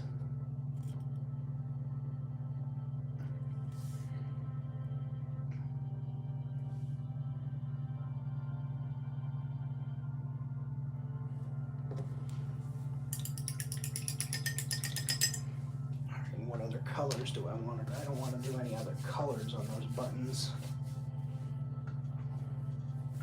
I think I'll leave them, and when I weather them, they'll just take on a natural look to them. All right, kids, I'm gonna call it here. We are at 226 minutes, 52 seconds. I'm tired, I'm hungry. Gonna get some food, eat it, and then maybe I will, I don't know, maybe I'll pop back on later tonight, maybe I won't, but if I don't see you, I'm glad that you came in. Thank you for joining me. You guys hit that like button, share it with a friend if you do. If you're new to the channel, and you like this type of thing, you want to support it, be sure to check out the Patreon, or you can buy me a coffee. Both of the links are down in the description below. I appreciate that. It helps the channel keep going. Gives us all a place to come together and hang out and shoot the shit while I work on strange things. So be good, everybody. Enjoy your Saturday if I don't see you, and too sweet me.